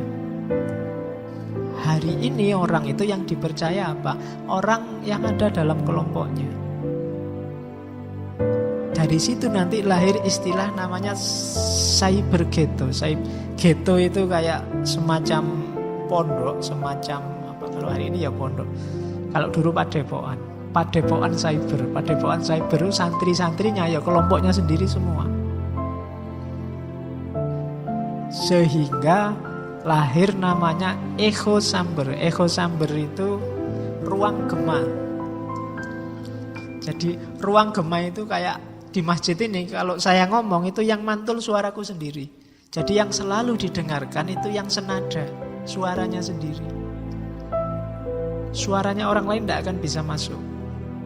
Saling menasehati tidak mungkin, kecuali yang nasihati orang dari kelompoknya sendiri. Itu loh. Makanya ada istilah filter bubble. Dan mental semacam ini dipahami benar oleh mesin pencari di internet, di dunia maya. Itu namanya filter bubble. Akhirnya apa? Google itu sangat ngerti seleramu apa, YouTube itu sangat tahu seleramu apa. Sehingga begitu kamu masuk, kamu akan disuguhi situs-situs, alamat-alamat yang cocok sama seleramu. Kalau nggak percaya coba aja, bukalah YouTube. Yang biasanya buka web apa, video apa, kamu akan ditawari sekian banyak video senada dengan yang kamu cari sebelumnya. Sama, Kak, Google juga begitu. Kamu biasanya surfing apa? Kamu akan ditawari alamat-alamat situs yang mirip kayak yang biasa kamu surfing, kamu stalking. Itu namanya filter bubble. Akhirnya apa? Orang seolah-olah dengan internet itu wawasannya semakin luas, tapi enggak, sebenarnya sebaliknya, dia semakin sempit. Ilmunya numpuk tapi satu style. Ilmunya enggak tambah. Jadi dia selalu dapat justifikasi baru, pembenaran baru atas ideologinya. Karena oleh mesin pencari, dia selalu ditawari yang sama kayak yang dia baca selama ini. Itu namanya filter bubble. Maka kamu jangan heran kalau hari ini situasinya jadi semacam ini. Orang radikal kalau internetan akan jadi semakin radikal, yang liberal juga akan jadi semakin liberal. Kenapa? Karena ada cyber ghetto, ada echo chamber, dan ada filter bubble. Nah, itu situasi hari ini itu. Makanya jangan kaget. Kalau sudah ngerti cirinya semacam ini, maka berjuanglah untuk tidak sempit. Jangan mengharamkan diri untuk membaca perspektif yang alternatif. Karena di antara kecenderungan manusia itu dia hanya baca yang cocok sama karepnya. Yang beda sama karepnya tidak akan dibaca. Yang setuju tahlil tiap hari mati-matian nyari dalil bahwa tahlil itu boleh dan sunnah. Yang anti tahlil tiap hari disuguhi data bahwa tahlil itu bid'ah. Itu wate'e dunia maya. Maka kalian harus hati-hati. Oke. Sedikit. Sudah ya, saya kira itu. Terakhir tak kasih ayat-ayat, cuma ini ayat-ayat sopo ngerti kamu besok ceramah yang ada hubungannya sama kebencian, kamu baca sendiri ya. Al-Maidah, Al-Hujurat. Yang terakhir itu untuk yang medsos tadi, menurut saya bagus. Wa idza sami'ul lahwa a'radu anhu. Kalau ini orang-orang baik, orang-orang soleh, orang-orang beriman itu, kalau mendengar kata-kata, kalau mendengar hal yang gak penting, gak ada gunanya, a'radu anhu, mereka berpaling. Kenapa kita hari ini gelisah? Oleh kebencian-kebencian kita. Bahkan tiap hari melahirkan kebencian baru. Karena kita membiasakan diri mengkonsumsi hal-hal yang tidak penting dari medsos, yang tidak ada hubungannya sama sekali dengan peningkatan kualitas intelektual, spiritual, emosional kita. Kebanyakan justru malah menjatuhkan. Maka diperingatkan oleh Al-Quran, wa idza sami'ul lahwa a'radu anhu. Berpalinglah, cuekilah, bahasa gaulnya gitu. Kalau dipaksa oleh temenmu, silahkan baca dan like, itu kan maksa namanya. Coba perhatikan, itu kan maksa. Katanya Al-Quran, wa qalu lana a'maluna wa lakum a'malukum. Sudahlah, urusanmu ya urusan dewe, aku masih punya banyak urusan yang lebih penting. Salamun alaikum, semoga kamu selamat, semoga kamu sejahtera. Lanab tahil jahilin, kita ndak ikut-ikutan sama orang-orang bodoh. Nah, jadi ayat ini kamu copy. Kalau dapat postingan aneh-aneh, dapat hoak merajalela, kamu jawabnya pakai ini. Wa idza sami'ul lahwa a'radu anhu wa qalu lana a'maluna wa lakum a'malukum. Salamun alaikum lanabtaghil jahilin. Ya paling enggak nanti entah kamu ada di grup mana, semakin banyak ini kan paling enggak kamu ngaji seayat. daripada membaca hoak. Bikin sumpek. Yang atas banyak, hadis juga banyak. Ini bahanmu ceramah kalau besok sawalan apa ngomong tentang kebencian, ya kan? Oke, itu Nabi sejak awal sudah memperingatkan. Kan banyak hadis yang bilang bahwa la tu'minu hatta tahabbu. Kita itu belum benar-benar beriman sampai kita saling mencintai. Jadi kalau hari ini kita gegeran, berarti kita semua imannya masih belum utuh. Hari ini kita masih saling benci, berarti iman kita belum utuh. Karena la tu'minu hatta tahabbu. Kalian belum disebut beriman sampai saling mencintai. Dan sudah diramalkan oleh Nabi itu kan. Saya baca yang misalnya yang kedua. Tabailaikum da'ul umami qablakum. Perlahan-lahan akan datang padamu penyakitnya umat-umat terdahulu, yaitu al-hasadu wal baghdha'u, rasa dengki dan kebencian. Lama-lama akan merajalela dan sudah diramalkan oleh Nabi dan sekarang kelihatan. Sudah taba ilaikum. Dan wal baghdha'u hiyal haliqah, dan kebencian itulah nanti yang akan memutus, mencukur. Khaliqatuddin la khaliqatus sya'r. Memutus agama, bukan memutus rambut. Oh, itu mungkin ini Nabi setengah agak guyon ya. Bahwa kebencian itu akan memutus agama loh ya, bukan mutus rambut maksudnya. Diinget-inget itu katanya Nabi. Jadi besok Islam itu akan habis, akan putus gara-gara kebencian kita. Waladhi nafsu Muhammadin biyadihi la tu'minu hatta tahabbu. Demi jiwa yang Muhammad ada di tangannya, demi jiwa Muhammad yang di tangannya, kalian tidak termasuk orang-orang yang beriman sampai kalian saling mencintai. Jadi kalau masih ada kebencian sedikit saja terhadap sesama mukmin, sesama muslim, berarti kita masih belum beriman secara total. Afalau nabiukum bisyai'in idza fa'altumuhu tahabbtum. Tak kasih tips katanya Nabi, sesuatu yang kalau kalian lakukan kalian akan saling mencintai. Apa? Afsus salam bainakum. Afsus salam itu bisa verbal, bisa hal. Verbal itu ya pakai kata-kata ya memang mengucapkan salam. Bisa juga menyebarkan kedamaian, saling memaafkan, saling terima kasih, saling menenteramkan, tidak saling mengancam. Kehadiranmu harus bikin orang tenang. Kalau kehadiranmu bikin orang sumpek, bikin orang terganggu, bikin orang tidak tenang, berarti kita belum saling mencintai. Orang lain merasa terancam dengan kehadiran kita. Ya, kalau ngomong kayak gini biasanya terus kamu mengarahkan ke orang yang di luar dirimu. Wah, itu kelompok sana gitu, itu biasanya Pak. Yus, sekarang dibalik, ada nasihat apapun masuknya ke dalam. Jadi ayo kita bikin Islam yang afsus salam. Tidak cuma kalau ketemu Assalamualaikum.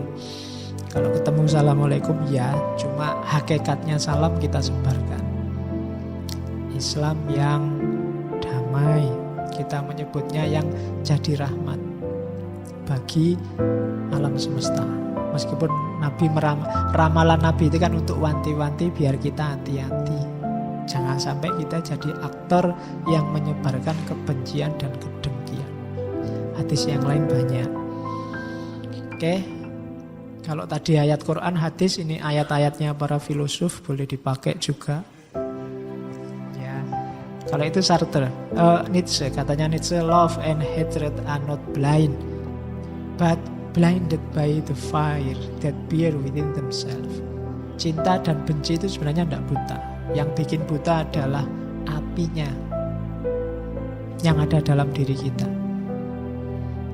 Jadi yang buta adalah hasrat nafsu kita.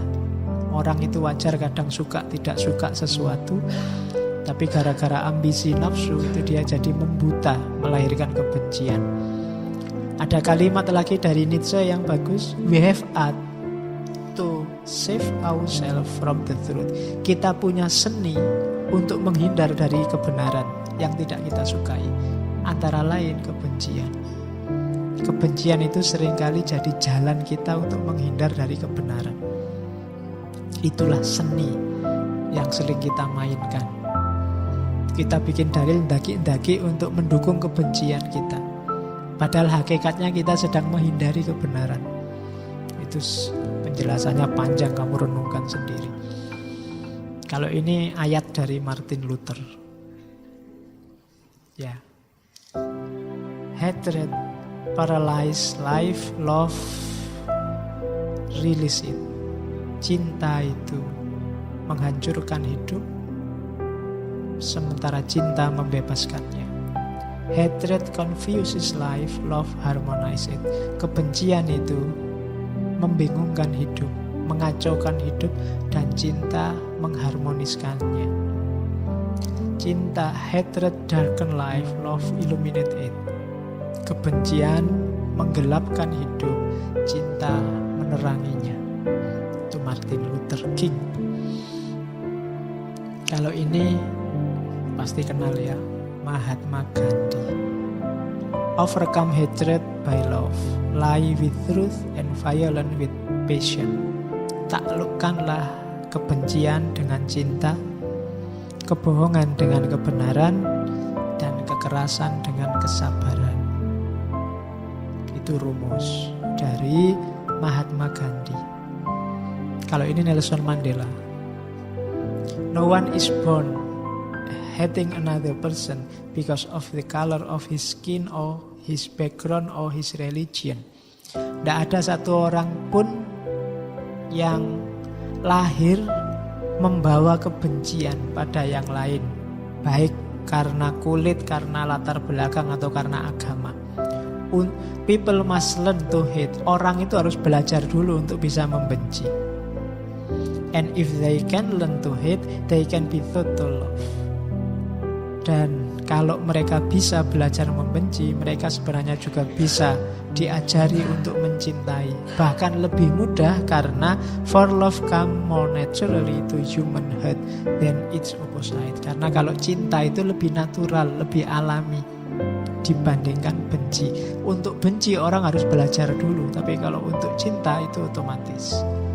Itu Nelson Mandela. Kalau ini haters,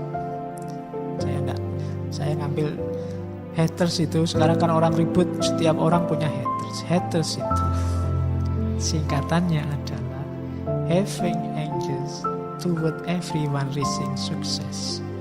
Marah pada siapapun yang sukses, itu hater. Ya, kalau anak kos punyanya heater, pemanas. Oke. Jadi untuk jadi hater kamu butuh heater. Heaternya biasanya ya berita-berita hoax itu. Oke ya. Bersyukurlah kalau kamu punya haters. Berarti kamu dianggap penting. Ya. Kalau nggak ada yang punya haters, berarti ya kita memang bukan siapa-siapa. Alhamdulillah kalau nggak dianggap siapa-siapa, jadi lebih bebas. Karena tidak banyak orang hadir dalam hidup kita. Karena orang lain itu kan neraka, katanya Sartre. Tidak bikin sumpek. Oke. Alhamdulillah hari ini kita sudah belajar kebencian. Jadi dikembalikan lagi ke dirinya masing-masing. Jangan-jangan punya banyak bibit-bibit kebencian, pelan-pelan kita singkirkan. Tidak usah ambisius. Saya mulai hari ini menghapus semua kebencian. Itu namanya ambisius, insya Allah tidak sukses. Pelan-pelan latihan untuk tidak membenci. Kalau terlanjur membenci ya pelan-pelan, tidak usah terlalu dalam, tidak usah dibawa kemana-mana. Lama-lama nanti hilang. Antara lain cara menghilangkan kebencian itu dengan permaafan. Dan akan kita bahas minggu depan. Sesi terakhir bulan Juli. Oke, Saya akhiri sekian dulu. Benci membencinya. Mohon maaf kalau ada yang keliru. Wallahul muwafiq, wallahu a'lam bissawab. Wassalamualaikum warahmatullahi wabarakatuh.